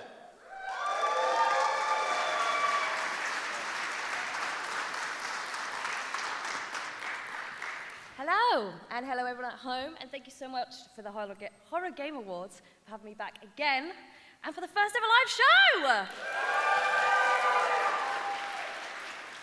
Now, for a genre that is so full of monsters, it's almost ironic to say that humans are the heart of horror, and that's never as true as it is with video game performances.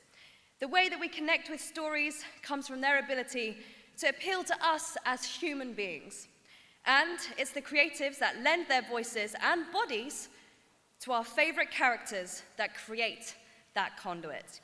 Whether it's creating a believable and layered protagonist or complex and downright weird NPCs, there's a special honor that comes with bringing a person that has never breathed before to life as an actor. And a special award tonight that I am pleased to present to those that have changed us with their performances in horror games this year. And the nominees are...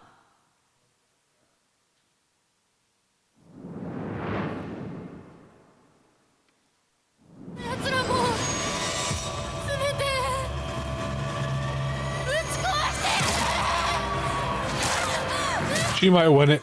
She did a very good performance. Jeez, it looks like something ripped this gate wide open. Like Lena Lazar. Some kind of other animal? I don't know. Of course she's gonna be in there. Judging from all this blood, it had to be something. Asshole. You want me to make my own rules? Rule number 1. You're gonna spend the rest of your goddamn life in fucking agony. I don't know. Crane's pretty good too. Damn. Amazing performers. All right. Have a nice night. We can only have one winner, and the winner for Best Performer in Horror Games is Kanatsu Kato. Yeah. Silent Hill F. Pretty sure she was gonna win it. She gave a great performance.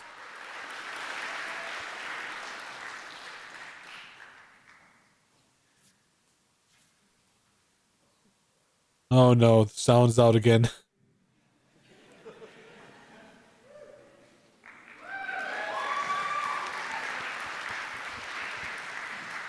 Now, unfortunately, Kanatsu can't be with us today, so I do have a performance, an acceptance speech to read to you from Motoi Okamoto. The production team would like to send our thanks to all of the players, as publisher Konami is honored to share this prestigious award with Kanatsu Kato and the development team at NeoBards. This was Miss Kato's first attempt at performing for a video game, and she masterfully expressed the intricate emotions. Yeah, because she wasn't even a voice actor. She was a cosplayer. They hired her. It was her first gig. And people were saying, like, in the booth when she was doing her lines, she was actually, like, disturbing people. That she was just so good.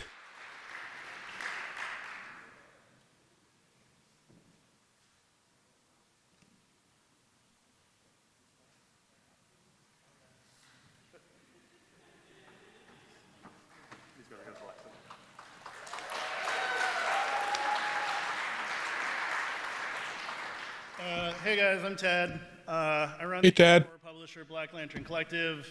We started about 6 months ago to publish like weird, fucked up indie horror games because those are the games I like, and you get to do that when you own the company. I completely understand.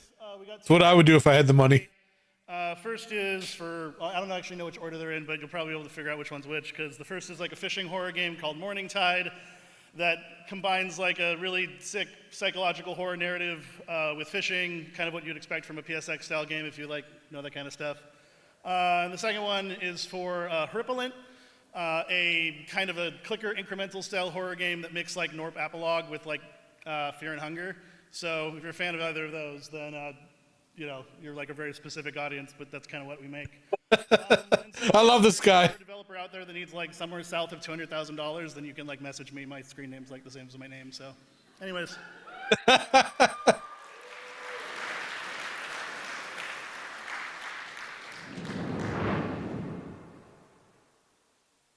Premiere.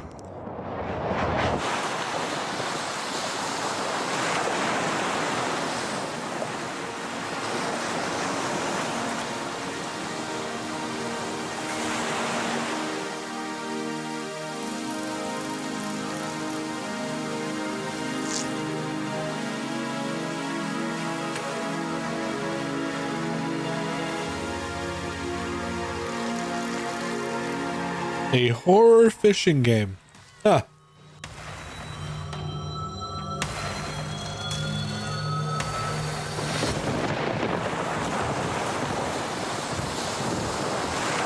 That's definitely going on my list. April 30th.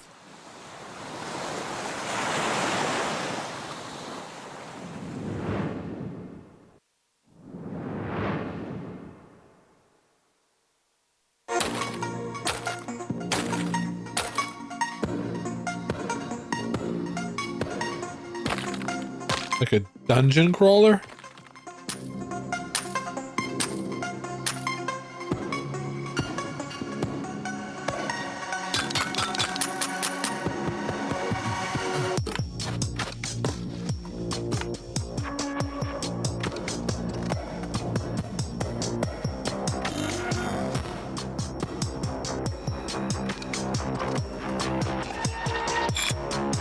Yeah, I see what he means now. This fans for this would be very niche.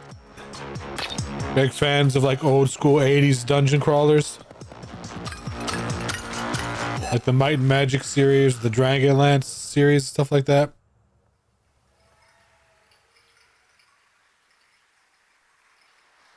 Oh, I'll definitely have to check out that demo. Huge thanks to Ted and the Black Lantern Collective for a look at those upcoming games. And obviously, as we look forward to so many I love that dude. coming out and more every I own the company. I make games I would like to play. If you don't like them, fuck you. this award, we have VTuber and actor, no, sorry, Horror Game Award nominated VTuber and actor Lena Laser. She's streaming this right now. Is this live? Thank you! Yeah, that's Hello, Evil. me! Thank you! I'm gonna check out her stream and see if this is live. Thank you! Thank you! Thank you so much! Thank you! Hey! Hey, get out of there! What are you doing? Oh, gotta go.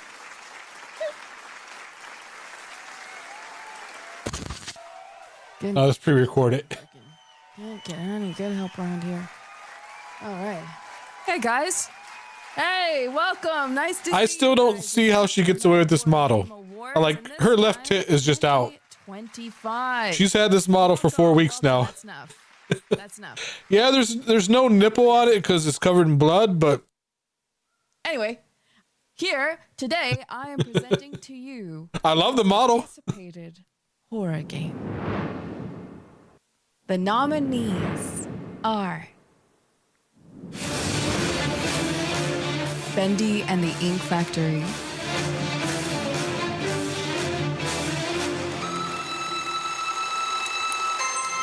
something important, Resident Evil Requiem, I mean, I'm a huge Resident Evil fan, so that's the one I voted for. Silent Hill 1 Remake. It was tough, but Silent Hill 1 Remake is a big close.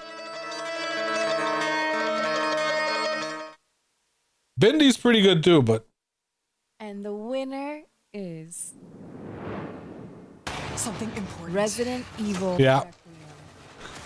Yep, that's right. All right.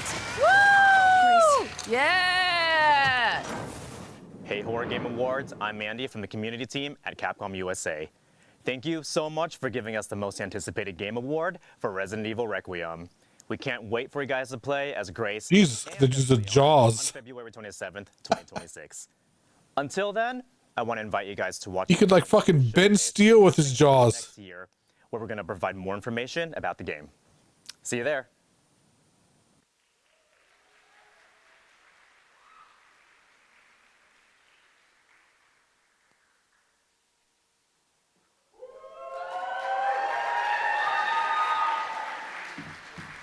Hello, I'm Hannah.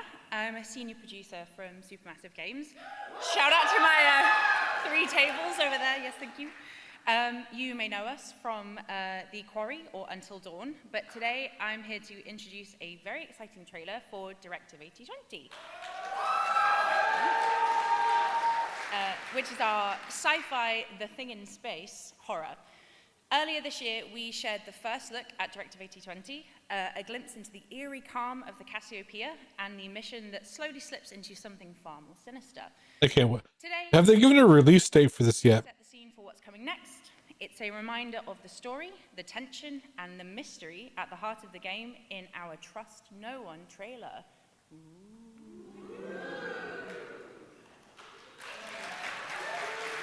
Peggy 18.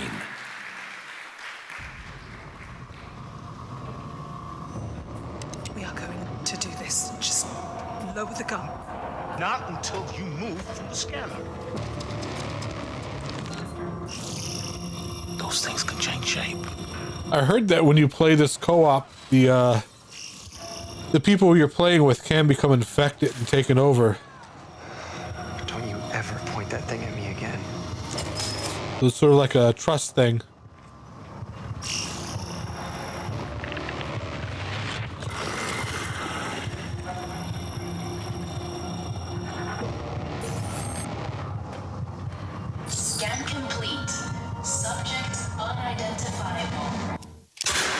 We need urgent assistance. Please, help us.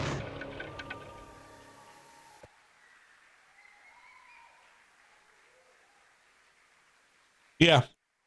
I mean, it's only 2-player, but yeah, it's like Nuclear Nightmare. I'm very excited. Right, now, we always say that games are for everyone, and so is being absolutely terrified as well. So with that in mind, we are proud to move on to our next award category, which is the most accessible horror game, voted on by our jury of accessibility experts. Streamer and game developer Spoonie joins us from the jury to present the award tonight, so please give her a big round of applause.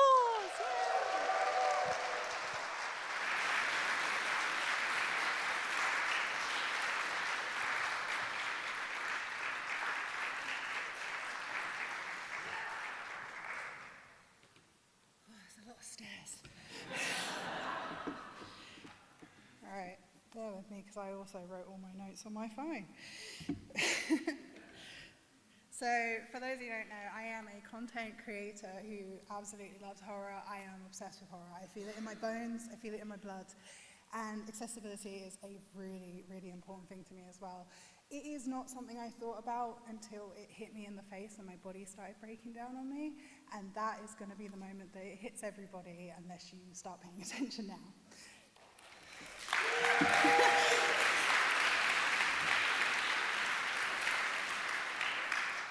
Don't worry, it's not all that dire. So making horror games accessible is no easy task, and tonight we get an opportunity to highlight horrors that have made an extra effort to ensure their games are available to a wider range of players. By being mindful of accessibility options, designing with accessibility in mind, and also recognizing modders who've taken time to ensure more people get to enjoy a good scare. Tonight I am honored to be presenting the award for Most Accessible Horror Game. And the nominees are...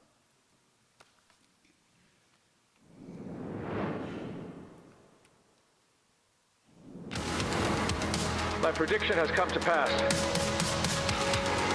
They come seeking anomalies. That's pretty good. I played this. I fear they will only be content when this place is reduced to ash.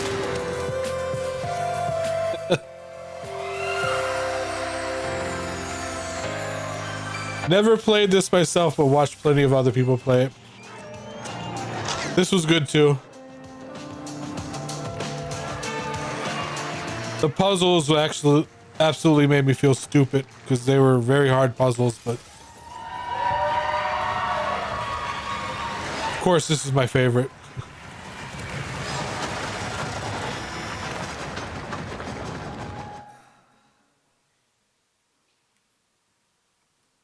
I also realized I didn't get a little thing to say. And it's not very accessibility friendly of me.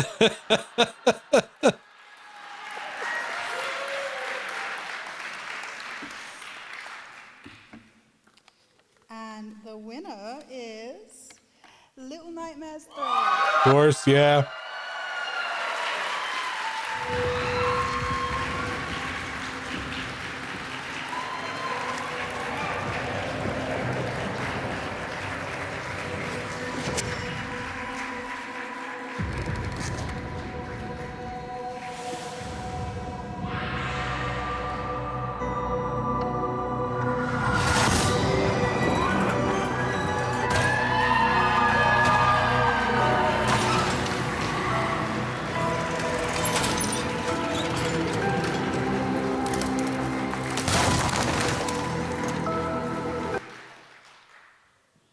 Hello there. Because no one said it yet. Damn, there's a lot of people out there tonight. Gets said every time. Yes, it's my great honour and privilege to accept this on behalf of the Little Nightmares team. 5 years ago when we started, accessibility wasn't really a big thing in the game industry. People did it, but it wasn't mainstream. Over the last 5 years, it's definitely hit more and more. Yeah, gamers are aging. They start caring about that more when their bodies break down. Back in the day with his team did it. We hopefully took it further. Can't wait for Director 2080 to take it even further. But yeah, thank you very much. Hopefully we'll go further with this.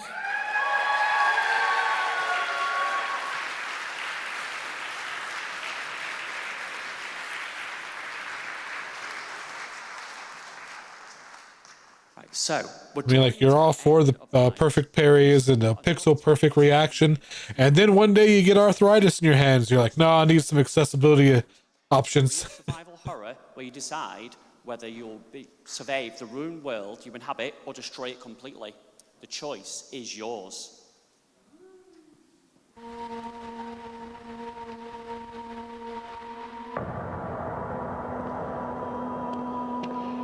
Crown.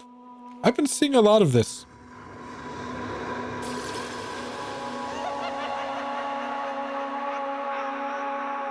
I already have it on my wish list.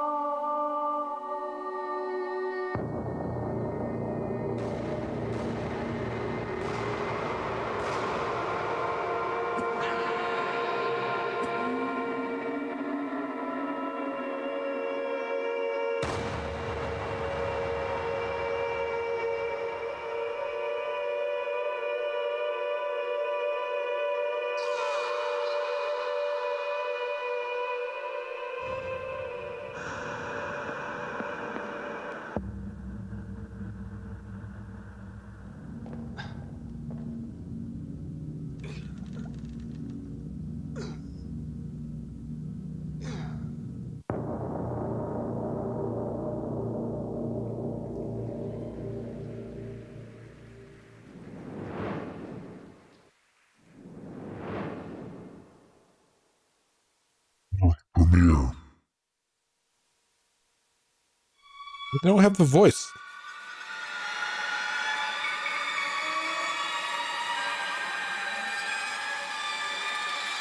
Dread Out 3? Ooh. Another Dread Out.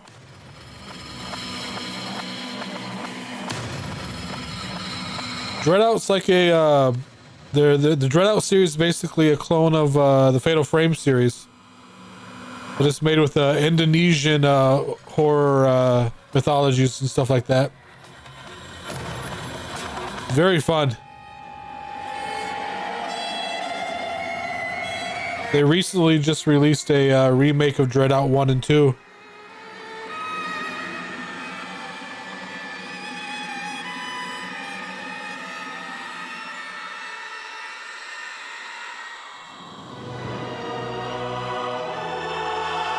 Oh, this one. I've seen this one too. It's like a Disney cartoon, but it's a horror game.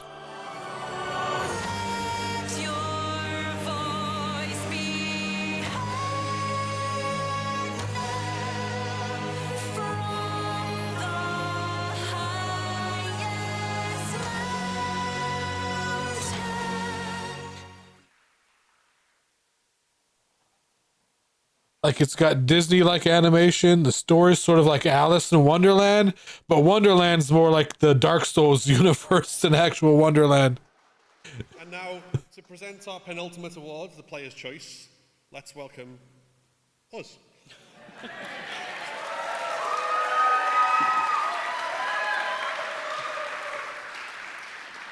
The Player's Choice Award, like the Horror Content Creator of the Year Award, is entirely voted for by the public. It starts with an entirely open nomination process from which we choose the top 30 most popular games that the public have chosen, and then we whittle it down to 5, and from those pick one. And that's where we are today. Yeah, with thousands of votes from across the world informing our top picks, the variety of horror on display is a testament to the genre that is always innovating, experimenting, and finding new ways to connect with its audience. From fighting through the puppet-infested streets of the 60s Japan to manipulating the physics-based fun in the world devoid of humans and all of the haunted houses in between. You have spoken about what deserves a trophy here tonight, and it's all damn pretty well weird. So let's check out the nominees.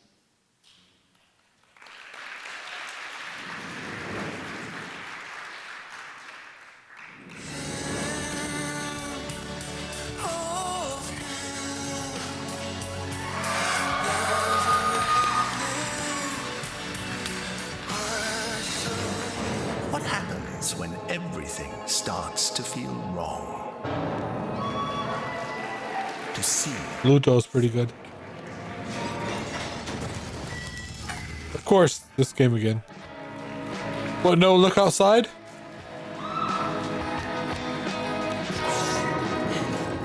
Okay, guys, I have a plan. No! Stop!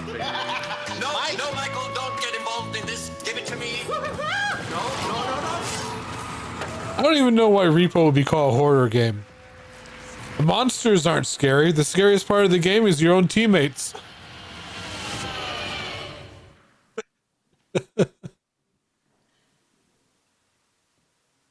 And the winner is... No, I'm Not a Human. That deserves it. That's very good.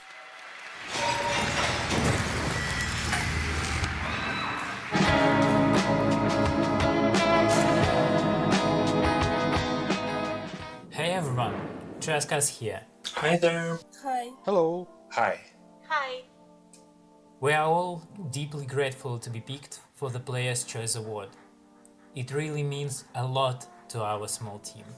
Back when we made prototype version of No I'm Not a Human featured in Violent Horror Stories Anthology, we couldn't have even imagined that the game gets so much love and attention, or how the community inspired us to continue making the game even better. We couldn't have done it without your support, and we are incredibly grateful to everyone who played our game. I'm so happy people love the music I made for the game. The game's soundtrack is my first ever full release, and I put my all into making it as immersive as I could. Seems like some of you are even continue listening to it even outside of the game. That really means the world. Big thanks to all the fans for all of your wonderful creations. The creativity just blows my mind. I'm also deeply touched by all the positive comments on my and Sveta's artwork. The game's art style really caught on, so many fans tell us how unhinged or unique it is. I especially love how our fans depict the characters from the game and put their own spin on them. Seeing so much fan content and feedback really inspires us to make No I'm Not a Human even better and also work on new projects. We will take this energy and use it to bring even more unique experience to you in the future. None of this would have been possible without the help and support from Critical Reflex. Their continued guidance and expertise really help us bring on vision into reality exactly the way we imagined it.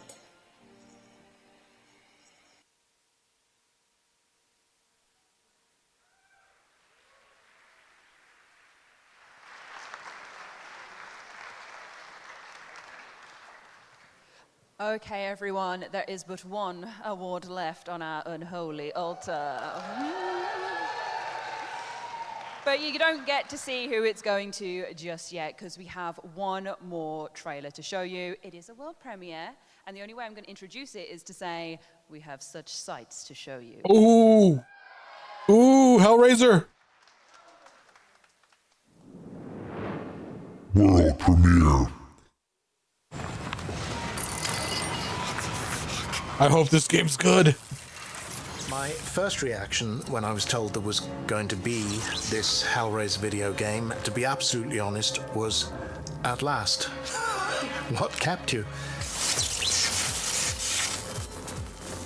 I would describe our game. Because I was worried they would censor the hell out of it, but it looks like not. Inner voids. It's like a mix between violence and action, all wrapped in leather, flesh, and chains. We're making our game for players who are into these kind of psychological horror experiences, but also for die-hard Hellraiser fans who want to get immersed into this world for the first time. So, the protagonist of Hellraiser Revival is this guy called Aiden. He's a troubled guy, had various addictions in his life, and the most recent of which is that he's completely infatuated with his girlfriend, Sunny. They use the configuration together, and she's ceremoniously kind of torn to shreds. So from that point onwards, he's trying to survive, make some kind of deal with the Cenobites to get out of this whole situation alive, but maybe also to have Sunny back. He was modeled pretty closely on Julia from the original movie and from the novella. They both share a kind of infatuation, a sort of like wretchedness that makes them need more from life. When drawing a line on pushing the boundaries of sexuality and violence, it was like a no-brainer creatively, because Hellraiser as a franchise deserves to be really explicit and really violent. This game has a lot of sexual explicit stuff and a lot of gore and a lot of violence, so modeling things for this type of game was a challenge, especially to people who are maybe sensitive to things like that. You know, we had to look at references. I mean, if you're sensitive to gore and violence, what the hell are you doing playing a Hellraiser game? But in the end, we are all artists, so we look at our subject in a different eye. So something that's maybe sexual or very disturbing to others, to us it's just a subject. We have to bring out the theme, we have to invoke a feeling, so we kind of, you know, detach from it or look at it from a different perspective than like a regular person would. If you shown some of the stuff that we did to my parents, I think they would be probably, you know, very shocked. And I was like, but this is, you know, normal. This is every day for me. People who are sensitive to mature content should be definitely wary of playing our game. It's not for the faint of heart. It's a truly visceral and discomforting experience, and we did not hold back. If you want simple ideas, don't go to Clive Barker, because you're not going to get them. He made certain that we understood the soul of the work, the soul of Hellraiser. I love that Clive Barker is actually involved in this. He was pretty nurturing. Any decision that we made, as long as we held that like soul of Hellraiser in our hearts as we made it, he was supportive of, and he trusted us as people who knew games to translate that soul into this medium. Clive is an imaginative powerhouse. His head is a restless place of constant invention. If I had to summarize him, then I would, without any hesitation, call him a genius and a friend. And to know that we are very nearly 40 years from when we shot Hellraiser, and to know that Clive has been involved and had a lot of input into this game, and to be part of it again myself, is strange. And how could I have ever expected that when we were shooting Hellraiser at Cricklewood Production Village 40 years ago? It's remarkable and it's wonderful. One of the key concepts that we wanted to incorporate into our game was that duality and contrast between the teams. So like this famous sentence, angels to some and demons to others, which always resonated in my mind whenever I was making decisions. It's all like in the eye of the beholder. For us, it was like it can be macabre or it can be beautiful. The contrast between, you know, opposing things was very important to bring out in the game. The design goals that we set for ourselves when it comes to violence and gore is getting to the feeling of discomfort in our players. We wanted to feel discomfort while watching these gruesome scenes, but never to be gratuitous in a way, never to do violence for violence sake or sexuality for sexuality's sake, but to take it very seriously and to just honor the storytelling. It's all in service of the story. And Clive Barker, his stories never backed down from being violent or having these sexual themes, and we wanted to honor that.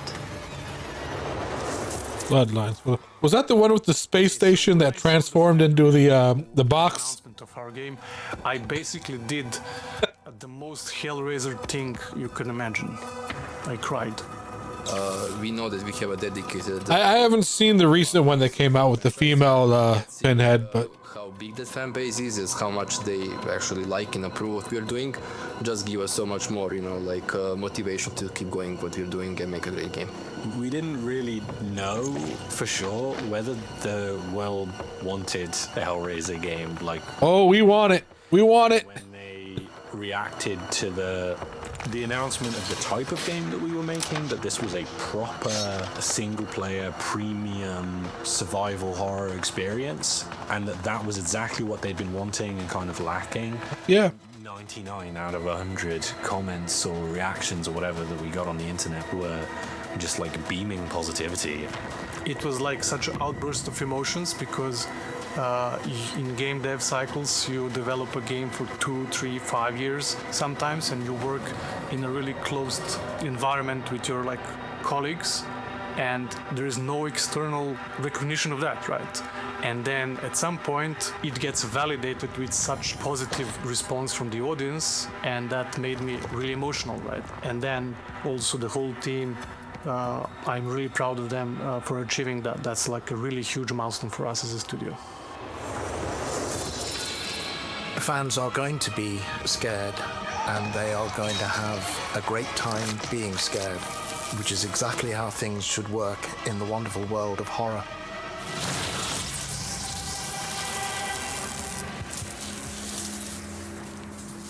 Oh man, I had that wish list at day one. Don't worry. Can't wait to take a Cenobite of that. Lame. Well, we've made it to the end of the evening, and what a night it's truly been. We've got one final award to cap off the evening and one final special guest to present it. Please welcome Austria's biggest gaming YouTuber and horror game fanatic, Luigi Kid. No idea who he is. Wow, that's a chunky boy. Oh, man. Wow, I've played hundreds of horror games already, but nothing could have prepared me for this. Stage fright. But I'm going to tank for this and log in, so no worries.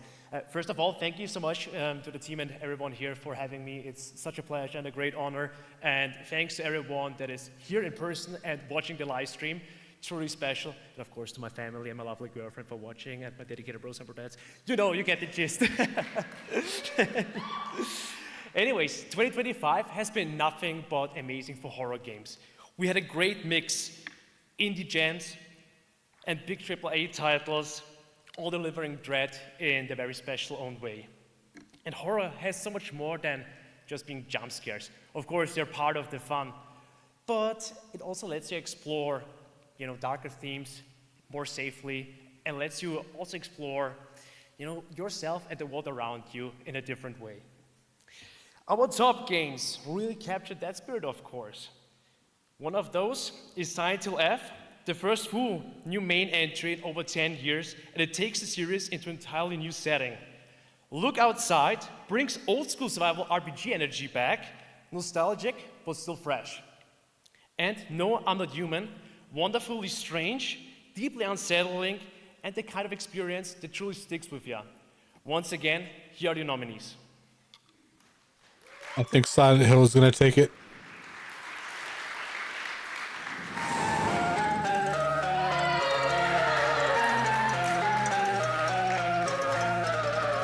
But I'm definitely going to try this out.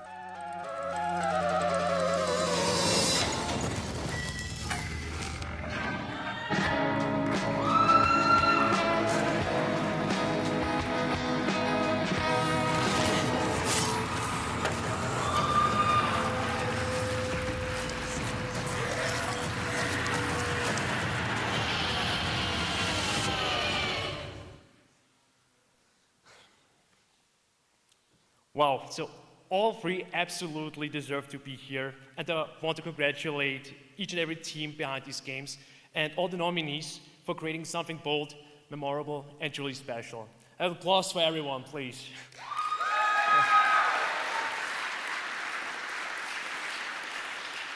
But it's time. Let's see who takes home Horror Game of the Year 2025. Let's open the envelope. The winner of Horror Game Awards 2025 is Silent Hill F. Yep.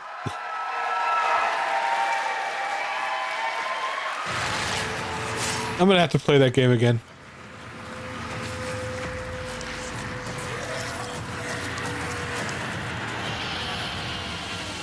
In a year filled with so many excellent horror horror games. I mean, I went into it wanting another Silent Hill, but when I realized it wasn't survival horror, that it was just a Souls-like game, like an action Souls-like, I was kind of disappointed and Only with the hard work and dedication. quit it and started playing other stuff. But And we'd like to thank you again for its honor today. I guess if you go in just expecting a Souls-like, then it's actually pretty good.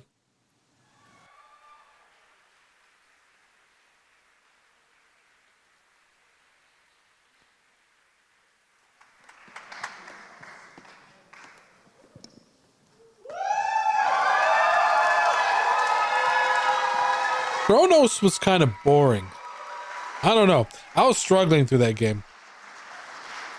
Well, Yeah, I mean, I'm not saying it was a bad game. It's just congratulations to all of our winners. For it was very repetitive. worth noting that this has been an absolutely stacked year for horror games. So every single winner, but also every single one of our finalists and every single one of our initial nominees, all deserve to be here. All deserve your attention. And I mean, it starts great, but then I think it gets repetitive. And it's strange. You can see that in its reviews. Because when it first came out, like for the first 2 or 3 weeks, it was overwhelmingly positive. Then slowly it started turning negative. Have a goodie bag on your seat, and please do take it away. It is intended for you as guests. So that's the request that they've asked me to put to you. And now I'm going to ask all Like the last 3 bosses of that game feels like they were dialed in. Like they just rushed it to the end.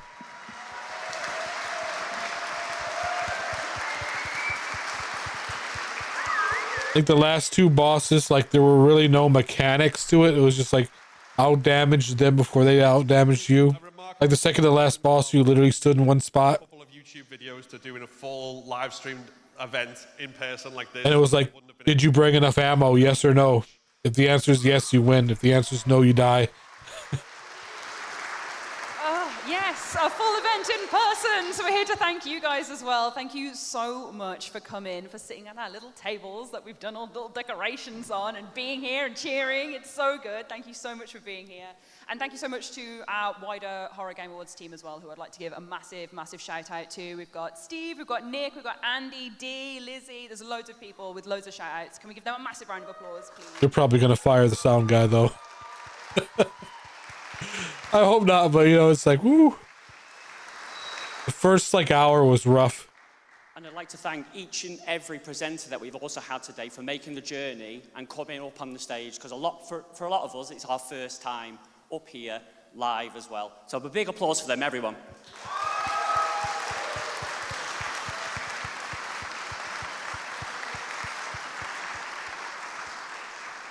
2026 promises to be a really stacked year with horror games, so we can't wait to come back again with another live show in December 2026.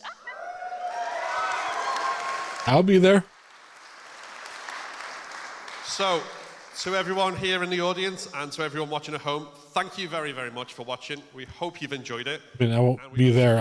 I'll be here watching. But you get it.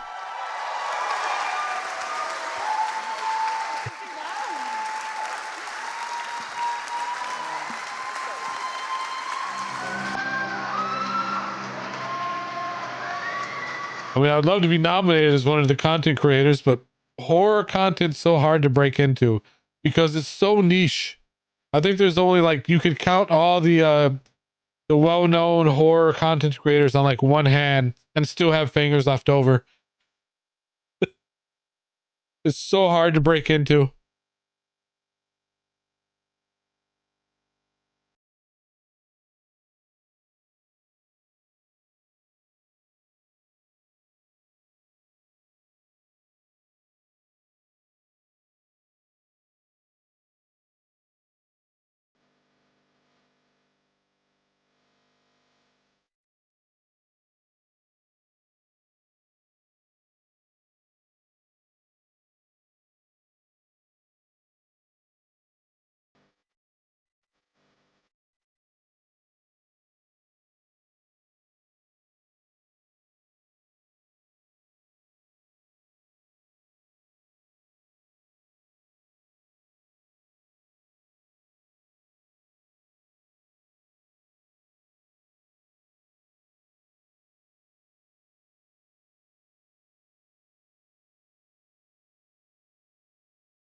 Right, that was a good show. I mean, other than the a 20-minute delay because they were late, and then for the first hour they're having audio issues off and on. But the last hour was good. Hopefully they learned, and next year you won't have any problems at all.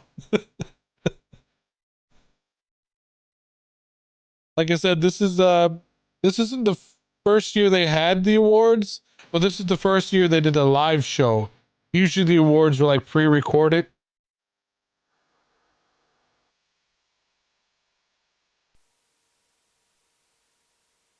Midsummer Night's Scream, a horror game awards showcase. Well, I'll have to mark that on my calendar. Monday, June 1st. But anyway, thank you guys for watching. Thank you for all the views and the follows. I'm going to go out and have some dinner, and I will come back to start the first night of 13 Nights of Horror for Christmas, where I will play one Christmas themed horror game every night till Christmas. I think I'm going to be playing Dead Rising 4, which ironically takes place during Christmas, where you're like trapped in a mall during a zombie apocalypse during the Christmas season.